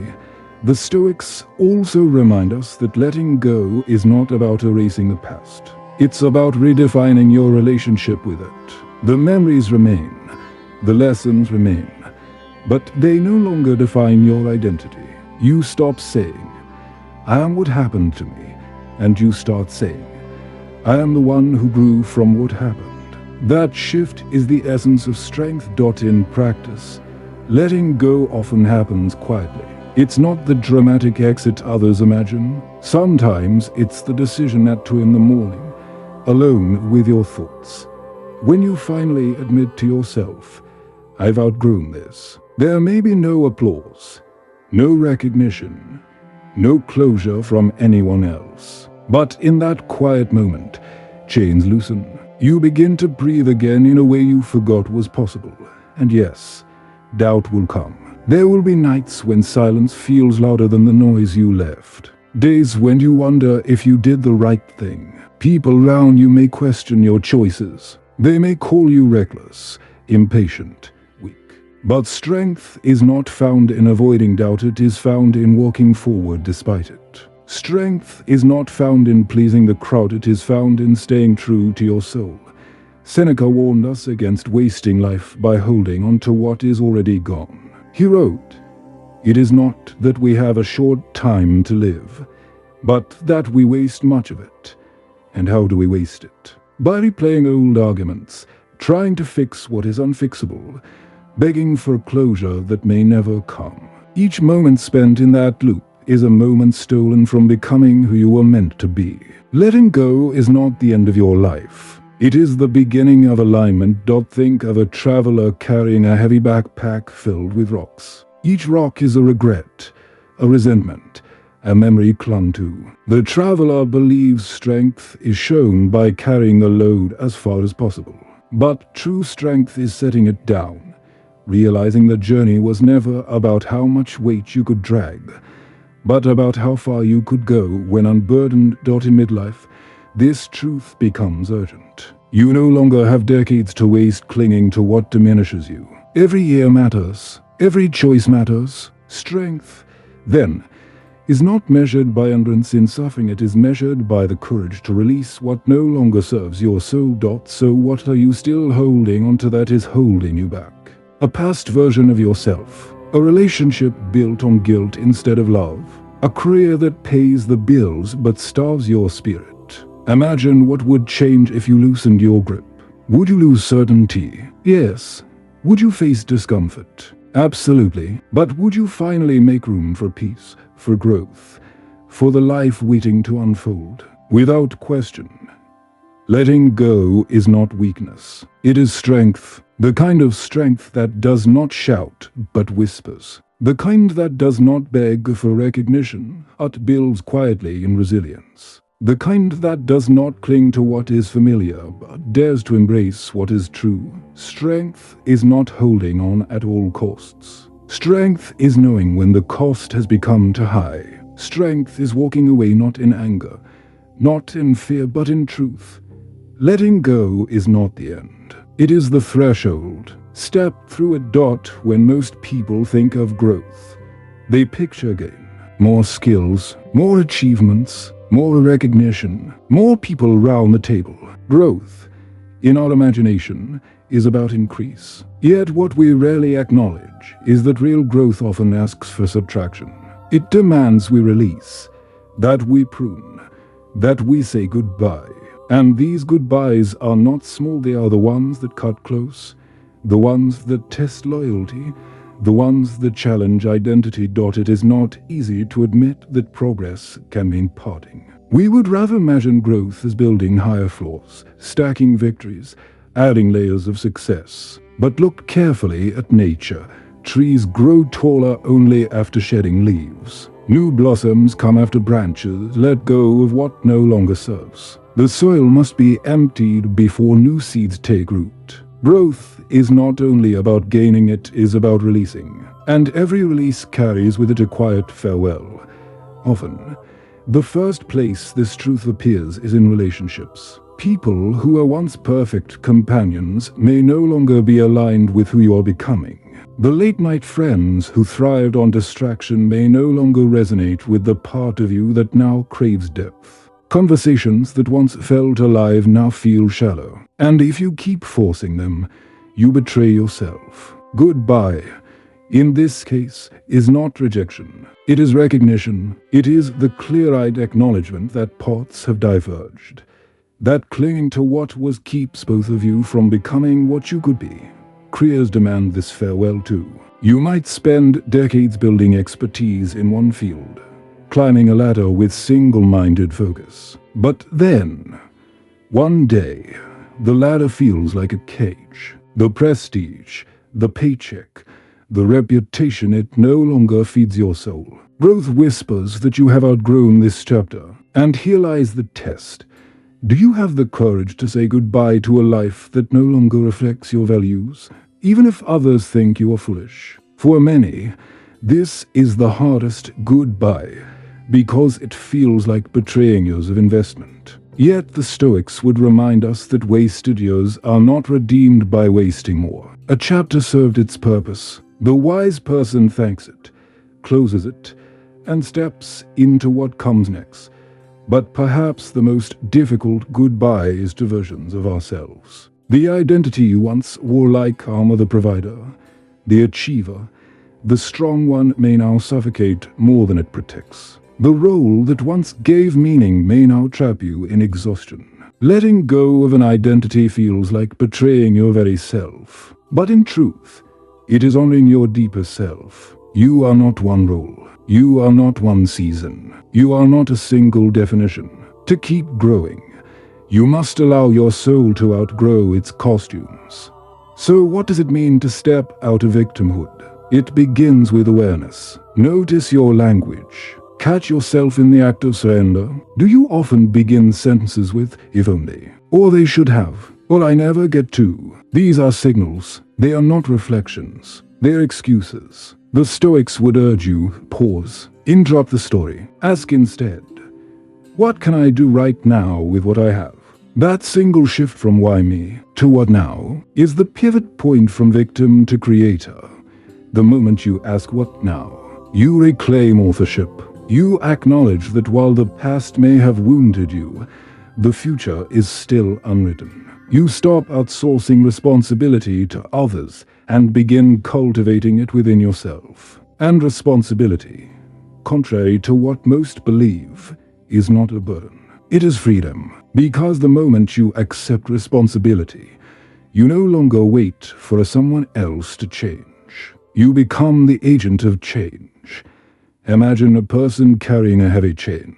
They drag it everywhere, convinced the world put it there. And perhaps it did. Perhaps it was unfair, but each day they choose to carry it. The weight becomes more their choice than anyone else's.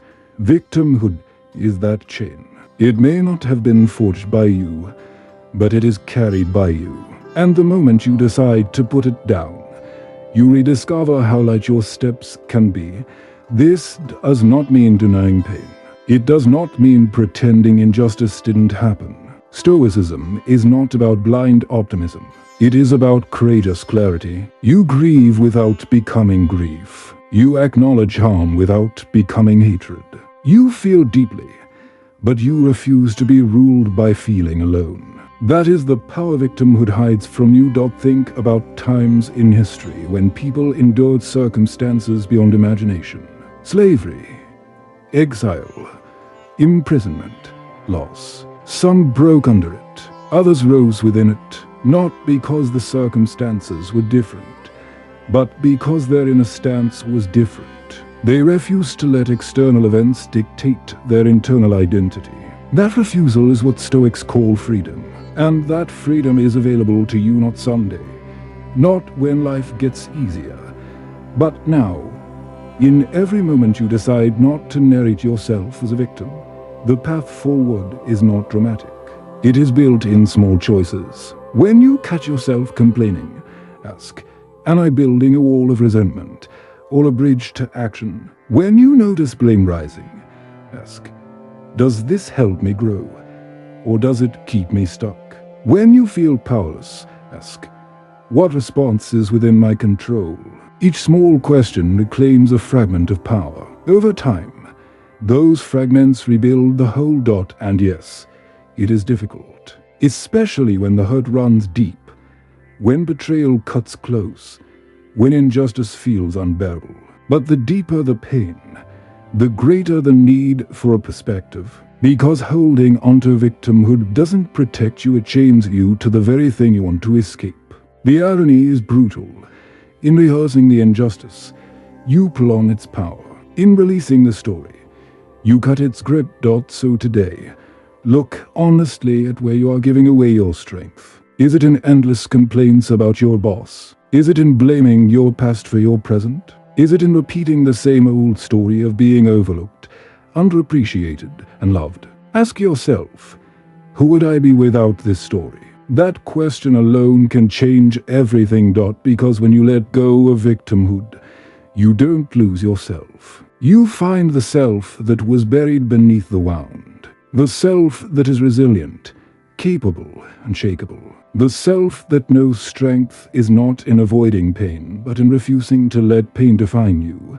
Victimhood drains your power, but awareness, responsibility, and clarity restore it. And once you reclaim that power, you no longer live as a passenger of life, you live as its author. Every life is a story, but not every life is written by its rightful author. Too often, we live inside scripts we didn't choose. We repeat lines handed to us by parents, teachers, partners, or society itself. We play roles we never auditioned for, yet we perform them faithfully. The reliable provider, the fixer, the strong one who never breaks. Over time, the story feels so natural that we forget it's a story at all. We think it is reality, we think it is us. But what if the narrative you've been reciting is not the truth, but a trap? What if the pen was always yours, and you simply forgot to pick it up? The Stoics saw this danger clearly. They warned against living unconsciously, against letting impressions and external voices dictate the shape of our days. Epictetus said, "If you want to improve, be content to be thought foolish and stupid." In other words, you must be willing to defy the story others hold about you if you ever hope to reclaim your own. That defiance takes courage, because stepping outside the script means losing applause. But applause is not freedom. Freedom is offering your own lines. Think about the stories people carry. Some tell themselves, "I am broken because of what happened to me." Others repeat, "I am only valuable when I succeed." Still others whisper, "I am unlovable unless I sacrifice myself for others." These narratives are powerful, not because they are true, but because they are rehearsed. Every time you repeat the story, you deepen its groove in your mind. Neuroscience confirms what the Stoics intuited. Repetition rewires reality. The more you tell yourself you are powerless, the more powerless you feel. The more you tell yourself you're a victim, the more you act like one. The story you tell shapes the life you live. But here's the liberating truth. Stories can be edited. Narratives can be rewritten. The pen is always within reach. You may not control every event, but you control the interpretation. And interpretation is everything. Two people can endure the same setback. One calls it ruin, the other calls it rebirth. The event is the same. The story is different, and the story determines the future. Marcus Aurelius practiced this daily. In his journal, he reminded himself, "You have power over your mind, not outside events." Realize this, and you will find strength. Notice the emphasis. Not outside events, not what people say, not what fortune delivers. The power lies in how you frame it, how you narrate it, how you decide to carry it forward. And here's the deeper truth. Integration is not about Stoicism alone. It is about becoming whole. The philosophy is not a costume to wear. It is a mirror to see yourself clearly. It invites you to align your life with truth, to stop pretending, to stop waiting, to start living as though your choices matter, because they do. This is the conclusion. But it is not the end. Philosophy is not a book you finish. It is a practice you return to daily. Each morning is a chance to begin again. Each evening is a chance to reflect. Each hardship is a chance to practice. Each joy is a chance to be grateful. Life does not ask you to be perfect, it asks you to be present, to be intentional, to be willing to rise when tested. So as you step forward, remember, Wisdom is not in knowing the words of Marcus or Seneca. Wisdom is in living them when life presses hardest. Courage is not in quoting Epictetus, it is in choosing resilience when betrayal cuts deep. Peace is not in admiring Stoic calm, it is in practicing it when chaos surrounds you.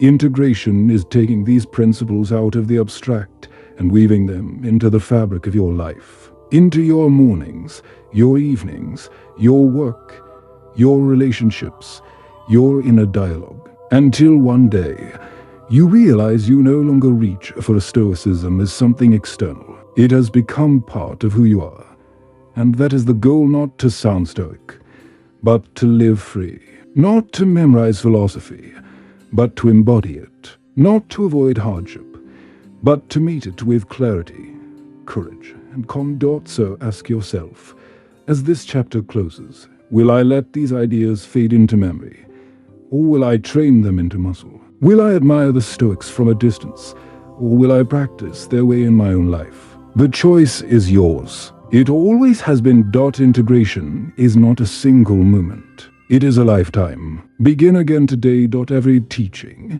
every reflection, every philosophy must eventually lead to action. Without action, wisdom becomes little more than decoration, something admired but never lived. The Stoics knew this. They didn't study philosophy to sound clever in debate. They studied it to train their character, to prepare their minds for the storms of life. And so, as we close, the question is not what you've heard, but what you will do. There comes a time when reflection must give way to movement. You can keep reading, keep listening, keep thinking about change. But until you act, nothing changes. Seneca wrote, "While we are postponing, life speeds by. You don't have forever. You don't even have certainty about tomorrow. What you have is today, this moment, this breath, this chance to act. So what is the call to action? It is not about adopting a rigid system or memorizing quotes. It is about beginning where you are, with what you have, and practicing daily.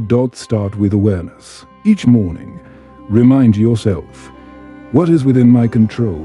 What is not? This one question can shift your entire day. Instead of wasting energy on what you cannot shape, you direct it toward what you can.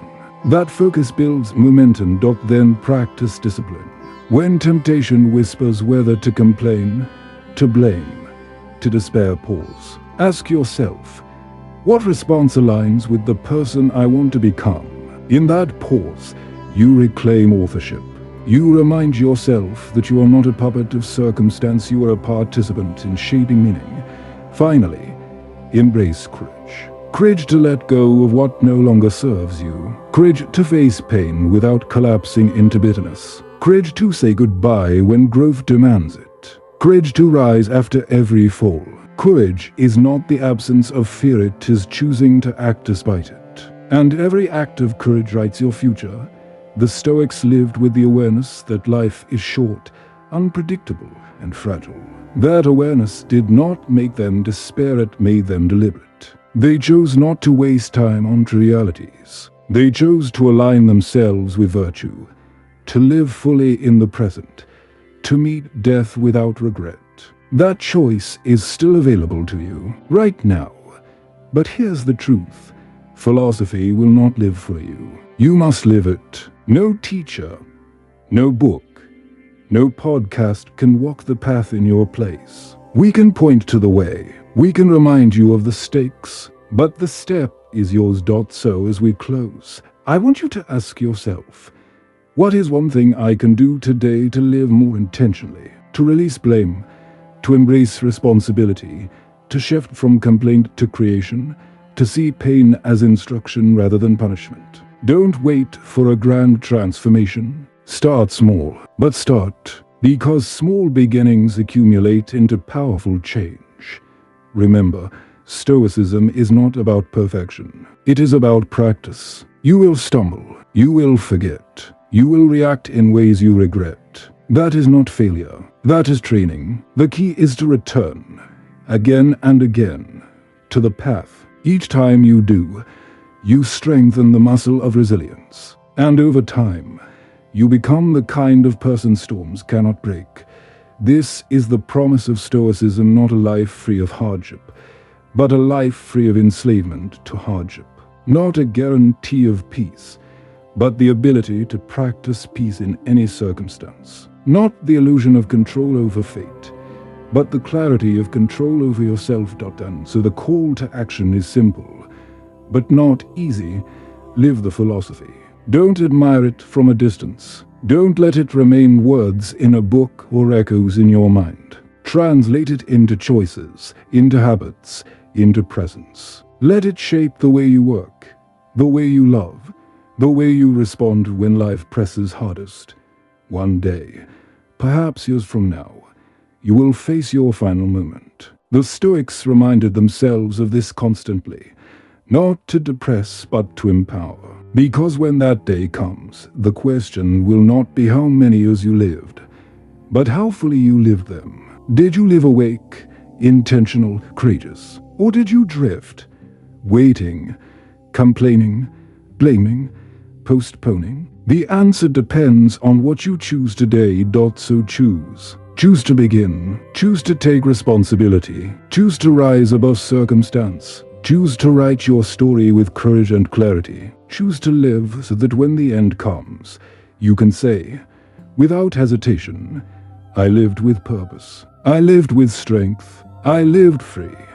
That is the Stoic way. That is your invitation. The rest is in your hands.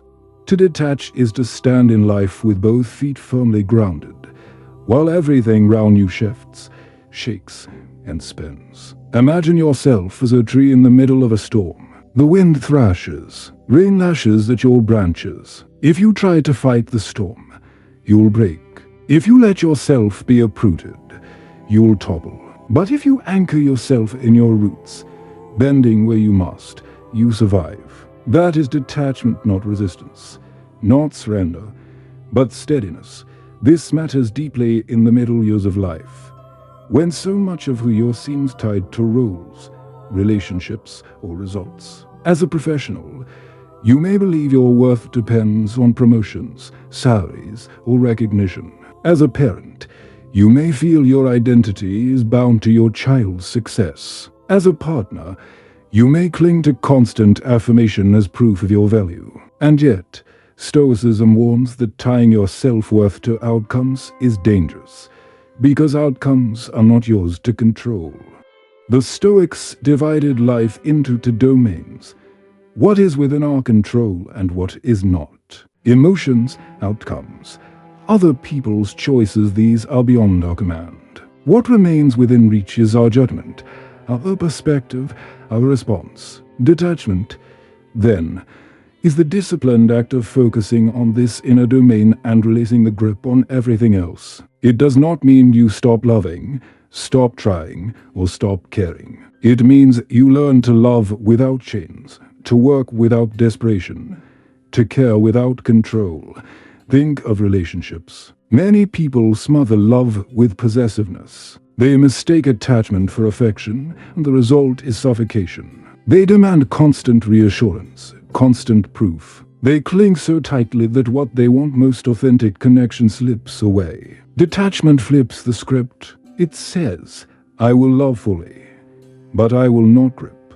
I will walk with you, but I will not trap you. I will care for you, but I will not confuse care with control. This freedom is precisely what allows real intimacy. The partner feels chosen, not coerced. The bond deepens, not because you hold it tight, but because you hold it gently. Now imagine detachment in the workplace. You pour yourself into a project. You prepare. You strategize. You deliver your best effort. But the result, approval from your boss, market response, external praise, is not yours to dictate. Without detachment, disappointment crushes you. You believe rejection diminishes your worth. With detachment, you still feel the sting, but you recognize the boundary. This was outside my control. My effort, my integrity, that is mine. This keeps you from being enslaved by results. It also protects your peace in environments where recognition is inconsistent or politics dictate outcomes. Detachment is also crucial in parenting. Every parent wants their child to thrive, to succeed, to avoid unnecessary pain. But when you cling, you begin to script their lives, to micromanage their choices, to live through them. The child either suffocates or rebels. Detachment here means loving them enough to guide, but not gripping them into submission. It's teaching, not controlling, supporting, not scripting. The Stoic parent knows, I will give my best, but my child's life is theirs to live. The wisdom of detachment becomes clear when we face loss. A friend moves away, a career shifts, health declines. The world keeps reminding us that nothing is permanent. When we cling, every change feels like death. When we detach, we grieve, but we do not collapse. We feel, but we are not destroyed by feeling. We accept the temporary nature of things and find stability in ourselves rather than in circumstances. Marcus Aurelius said, "Receive without pride. Let go without attachment. To receive without pride is to welcome blessings without arrogance, knowing they may pass. To let go without attachment is to release what ends without despair, knowing you can endure. This balance keeps you upright when life tilts. But here's the paradox. Detachment is not distance. It actually allows for deeper presence. When you are not obsessed with controlling outcomes, you are free to experience moments fully. A dinner with friends is no longer spoiled by anxiety about how long the friendship will last. A walk in nature is no longer overshadowed by the thought that it will end. Detachment lets you be here, now, without demanding that here and now last forever. Detachment also brings clarity in conflict. Someone insults you. Without detachment, you react instantly: anger, retaliation, wounded pride. With detachment, you pause. You create space between the stimulus and the response. You ask, is this about me or about them? Often, their words reveal more about their character than yours. That clarity saves you from unnecessary wars. In our modern world, detachment is harder than ever. We live in a culture of constant comparison, endless stimulation, and relentless attachment to outcomes. Social media measures worth in likes and shares. Workplaces reward hustle over health. Families often equate love with sacrifice to the point of self-erasure. Without detachment, you drown. With it, you navigate. Detachment requires practice. It begins with awareness. Notice where you grip too tightly. Is it your job title, your image, your relationships, your possessions? Ask yourself, if this were taken from me, who would I be? If the answer terrifies you, that is where you need detachment. Then, begin small. Practice letting go of minor irritations, the traffic jam, the late reply, the small slight. As you build the muscle of release in small things, you strengthen it for the bigger storms, and detachment is not built in solitude alone. It must be practiced in the arena of life. You learn it while disagreeing with a colleague, while watching your child stumble, while saying goodbye to someone you love. Each of these moments invites you to choose between gripping in fear or holding in love. At its heart, detachment is the wisdom of recognizing what belongs to you and what never did. Your thoughts, your choices, your actions, these are yours. Everything else, other people's approval, the unfolding of events, the permanence of anything is not. To confuse the two is to live in chaos. To separate them is to live in peace.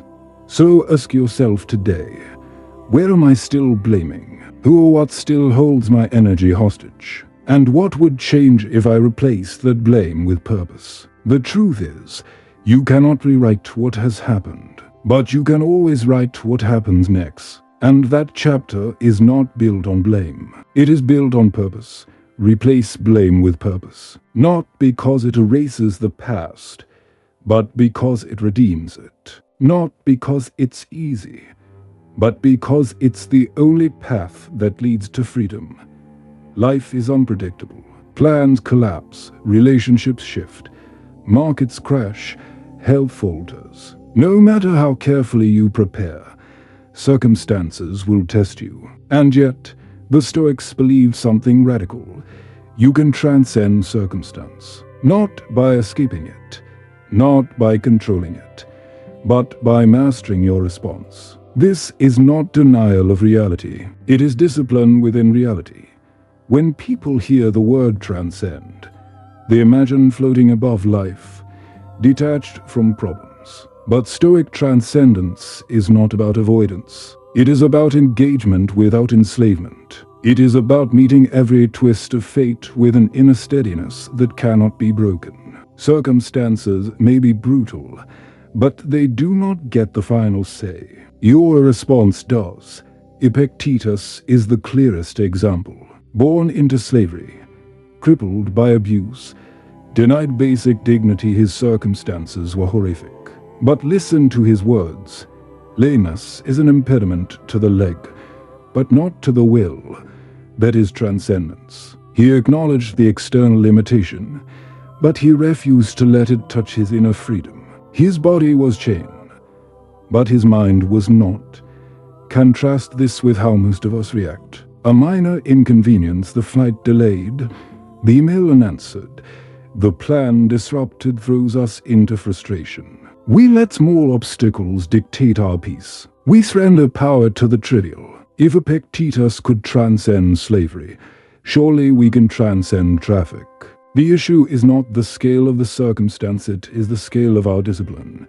Marcus Aurelius, Emperor of Rome, faced plague, political betrayal, and endless wars. He could have blamed fortune or indulged despair. Instead, he wrote, "If you are distressed by anything external, the pain is not due to the thing itself, but to your estimate of it, and this you have the power to revoke at any moment." Notice his clarity. Distress is not in the event, it is in the judgment. Revoking that judgment is transcendence. This doesn't mean indifference. Stoics still felt grief, still faced pain, but they refused to let those feelings define them. They practiced what modern psychology now confirms. You may not control the stimulus, but you control the response. And in that response lies your freedom. Let's bring this into modern life. You lose your job. One response is despair. I'm worthless without this rule. Another is blame. The system is broken. Both chained you to circumstance. The Stoic response is different. This job ended. Painful, yes, but my capacity to act, to learn, to build, that remains. I will use this ending as transition. Circumstance shifts, but your agency remains. Or imagine a betrayal in love. One reaction is bitterness. I will never trust again. Another is self-pity. I must be unlovable. Both surrender to circumstance. The Stoic response acknowledges the wound, but asks, what virtue can I practice here? Courage to heal, wisdom to choose differently next time, strength to remain open despite risk. Again, transcendence, not because the pain isn't real, but because you refuse to let it dictate the rest of your life. This practice of transcendence requires 3 disciplines: perception, action, and will. Perception is how you frame events. Do you see them as curses or as raw material for growth? Seneca wrote, "Fire tests gold, adversity tests the brave. To the undisciplined mind, adversity is misfortune. To the Stoic mind, adversity is training." Transcendence begins by choosing a frame that empowers rather than imprisons. Action is what you do next. Complaining, ruminating, or waiting are not action. Asking, what is within my control? That is action. Taking one step, however small, reclaims power from circumstance. You may not fix everything at once, but you break the spell of paralysis. Will is the entrance to accept what cannot be changed. Some things are final. Death, loss, certain injustices, they cannot be undone. The will says, even so, I endure. I will not collapse. I will stand in alignment with virtue, no matter what life takes from me. This endurance is transcendence in its purest form. In a world obsessed with control, Stoic transcendence is revolutionary. Modern culture tells you to master every variable, optimize your routine, hack your health, secure your finances, manage your image. But control is an illusion. Sooner or later, something will break. The Stoic doesn't waste life chasing perfect control. They cultivate perfect response, and in that response, they find freedom no market crash or betrayal can touch. This is why Stoicism resonates so deeply in midlife. By 40, you've faced enough circumstance to know you can't control it all. The illusion has cracked. The question now is, will you collapse under what you can't control? Or will you rise above it? Will you let events dictate your identity? Or will you transcend events by how you meet them? Ask yourself, what circumstance in your life feels unmovable right now? Is it the pressure of work, the complexity of family, the weight of aging, the sting of betrayal? What would change if you stopped demanding the circumstance change, and instead demanded that you rise within it? That shift is transcendence. Transcendence is not glamorous. It doesn't come with applause. No one will cheer when you choose calm in traffic, or with dignity in disappointment, or with patience in grief. But those small moments add up. They shape a character that cannot be broken by external shifts. And that character that in a fortress is freedom. So today, remember, you cannot always choose your circumstances, but you can always choose whether you are mastered by them or whether you rise above them. The Stoic transcends circumstance, not by fleeing the world, but by mastering themselves within it. And in that mastery lies a peace the world cannot take away. Here is where courage enters. Goodbyes often feel like betrayals because others don't see your inner evolution. They may accuse you of disloyalty. They may say, "You've changed," as if that is a crime. And indeed, you have. Growth guarantees change. The problem is that their comfort depended on your sameness. When you grow, you disrupt the equilibrium, and so you face the choice. Will you shrink yourself to keep others comfortable, or will you honor the truth of your own becoming? Marcus Aurelius understood this tension. He reminded himself daily that others would not always approve or understand. But their misunderstanding did not diminish his duty to live according to reason and virtue. You are not responsible for others' comfort with your growth. You are responsible for your integrity within it. And sometimes integrity demands goodbye. Goodbye does not always mean dramatic exits. Sometimes it looks like small withdrawals. You stop engaging in gossip. You decline invitations that drain your energy. You distance yourself from the group chat that no longer brings life. Sometimes it's quieter still, the internal decision to stop living by a story that no longer fits. Each small goodbye clears space for your next becoming. Still, let us not romanticize it. Goodbye hurts, it tears at the heart. You may grieve the loss of routine, of companionship, of familiarity. You may long for the old identity even as you know it was suffocating you. Grief is not proof you made the wrong choice. It is proof you cared. The Stoics never advised us to avoid grief. They only advised us not to drown in it. Feel it, own it. Then keep walking. In modern life, growth-related goodbyes appear everywhere. It is the professional who steps away from a lucrative career to pursue something meaningful, despite everyone's confusion. It is the person who leaves behind a friend group built on negativity because they crave healthier conversations. It is the parent who releases the fantasy of being perfect and instead embraces the reality of being human. It is the man or woman who admits that the old dream, once so radiant, has now expired and that letting it go is the only way to dream anew. What all of these have in common is this: the goodbye is not punishment, it is liberation. By saying farewell, you release energy, you reclaim focus, You make space for what truly belongs. You no longer spend your days keeping the dead alive. Instead, you open your hands to the living dot. So why do we hesitate? Because the unknown frightens us. We ask ourselves, what if I regret it? What if I'm left alone? What if this is as good as it gets? These are fear's questions, and fear is persuasive. But the truth whispers differently. You've outgrown this. It served you once. It does not serve you now. Trust that what comes next requires space. Seneca cautioned against wasting life on what is already over. Every hour you spend clinging is an hour stolen from becoming. The Stoic chooses gratitude instead of bitterness. Gratitude for the chapter that shaped them. Gratitude for the lessons it taught. Gratitude that it ended, so that new chapters might begin. So ask yourself now, what goodbye is your growth demanding? What relationship? What role? What version of yourself has already expired, even if you refuse to admit it? And what would happen if you finally acknowledge the truth? Would you crumble or would you rise? Growth often requires goodbye. It is not a mark of betrayal, but of evolution. It is not the end of your story, but the clearing that allows new chapters to be written. So do not fear the farewell. Whisper it gently. Say it with gratitude. Let it come with tears if it must, but let it come, because sometimes the bravest way to honor your life is to close the book you've outgrown and step into the unwritten pages ahead.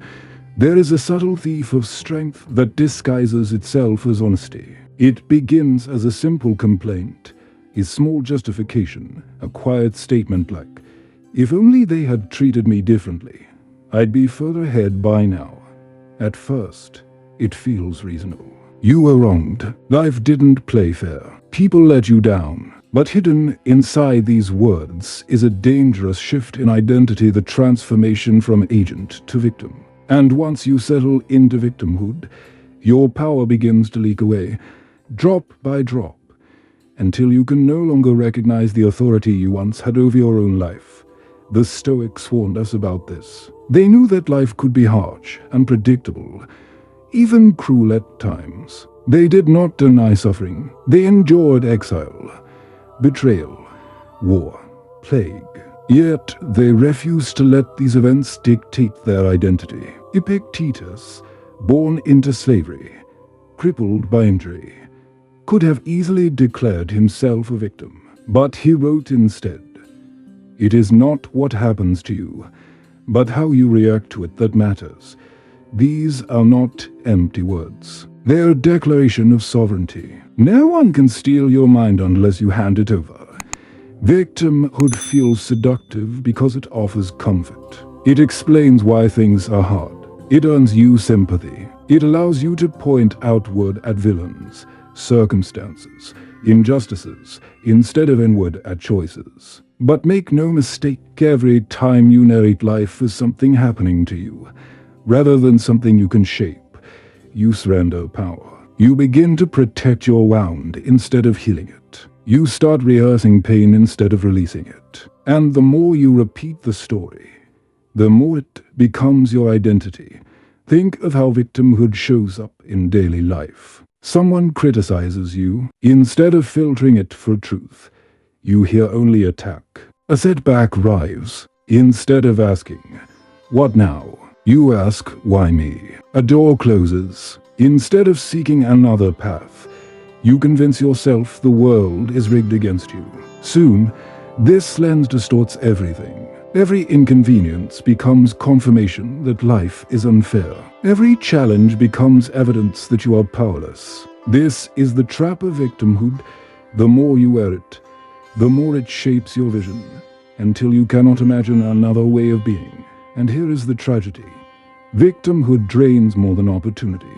It drains dignity. It shrinks your sense of agency. It robs you of resilience. You begin to wait instead of act, complain instead of create, blame instead of build. And waiting, as the Stoics know, is where dreams go to die. But let's be honest, shifting out of victimhood is not easy. It feels almost unnatural, because complaining has become the cultural default. Scroll through social media, and you'll see entire communities built on shared grievances. People bond over outrage, not over solutions. They gain belonging through pity, not through power. And while there is comfort in being heard, there is also danger in never moving beyond the wound. And yes, forgiveness is complicated. You can forgive without reconciling, bless without returning, release without pretending. Gratitude helps cut the final thread. Not gratitude for injustice, but for the instruction it brought. What did this chapter reveal about your boundaries, your needs, your blind spots? What did it train in you? Patience, discernment, resolve that nothing pleasant ever could. When you can say, I bless what it taught and I release what it took, the knot loosens. The rumination fades. You are no longer defined by what ended, but refined by how you ended it. That love applied first to yourself, and then, lightly, to the past. Detachment is not indifference. It is intimacy without possession. To be detached is to stand fully present in a moment without trying to chain it to your expectations. Think of a strong tree in a high wind. It doesn't argue with the gusts. It deepens its roots and yields where it must. That is detachment in practice. You feel the gusts too, fear, desire, disappointment, yet you are not flung across the field by any of them. You stay with yourself. The space between stimulus and response is where detachment lives. In that space, you notice the old reflex: people-pleasing, over-explaining, rushing to fix, and you choose a truer action. Someone criticizes you. The reflex is to defend your worth. Detachment breathes and asks, is there signal in this noise? If yes, you adjust. If no, you let it pass like weather. Someone pulls away. The reflex is to chase. Detachment remembers that love is invitation, not captivity, and you allow what is leaving to leave. This is not apathy. It's stewardship of your nervous system.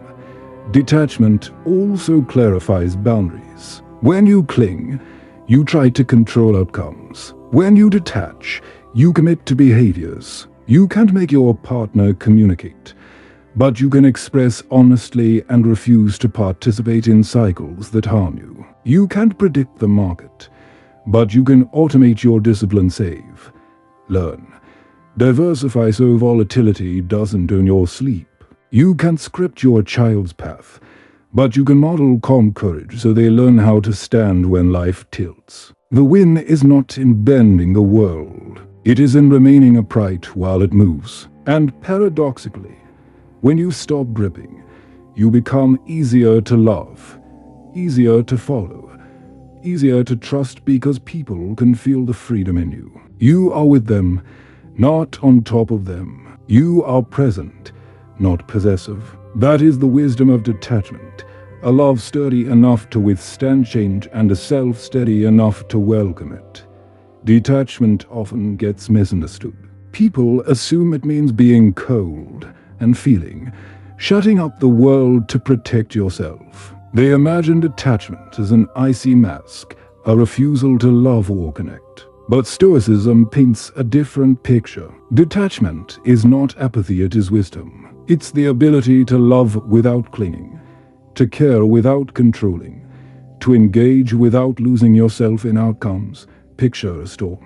If you try to control the wind, you'll exhaust yourself and eventually break. But if you root yourself deeply, bending where you must, you remain stable. That is detachment, standing in the middle of life's storms without letting them uproot your soul. This practice becomes especially important in midlife, when responsibilities multiply.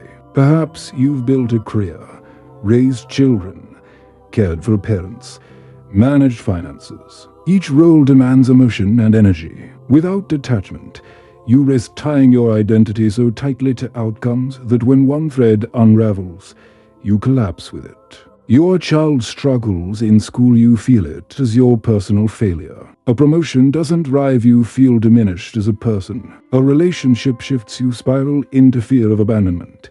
Detachment steps in and whispers. These events do not define you. They influence your path, yes, but they are not the source of your worth. You are more than your roles, more than your achievements, more than how others respond to you. You can still give your best, but you release the illusion of control over the results. Think of how often people suffocate relationships by clinging. They demand constant reassurance, endless validation. They equate detachment with distance, so they reject it. But ironically, detachment is what allows true closeness. When you love without gripping, you make space for the other to breathe, to grow, to choose you freely. That is not indifference, that is respect. Marcus Aurelius captured it beautifully. Receive without pride. Let go without attachment. This is not about shutting down feelings. It's about feeling deeply but wisely. Imagine enjoying a beautiful sunset. You don't panic when it fades because you know it was never yours to hold. You simply receive it fully while it lasts, and let it go when it ends. That is detachment. Ask yourself, what are you gripping too tightly? The need to be understood, the desire to always be chosen, the compulsion to prove your worth. Every one of those grips comes from fear. Fear that without control, you are nothing. But here's the paradox. The tighter you grip, the more you push away the very things you want: peace, love, respect. Detachment opens your hands. It says, I am complete, and I will meet life as it comes, not as I demand. Detachment is wisdom because it recognizes impermanence. Jobs end, children grow up, friendships evolve, health shifts. When you cling to permanence in an impermanent world, you sentence yourself to suffering. But when you meet change with open hands, you remain steady. The world shakes, but you don't fall apart with it. And this steadiness is not just philosophy, it's practical survival. In workplaces, detachment helps you avoid burnout. You still perform, but you don't tie your self-worth to every quarterly report. In parenting, detachment helps you guide without controlling, love without smothering. In relationships, detachment helps you stay present instead of anxious, offering space instead of chains. So when life feels unpredictable, don't reach for more control. Root yourself instead. Build boundaries. Practice space between stimulus and response. Care with depth, but without ownership. Love with all your heart, but without conditions. That is not coldness. That is wisdom, the wisdom that makes you unshakable in a shaking world. Detachment is one of the most misunderstood ideas in philosophy. To many, the word conjures images of coldness, indifference, or emotional withdrawal. They think of a detached person as someone who has shut the world out, who no longer feels love, grief, or passion. But in Stoic practice, detachment means something very different. It is not about numbing the heart. It is about training the heart to remain steady in the face of life's inevitable changes. Detachment isn't coldness, it's wisdom.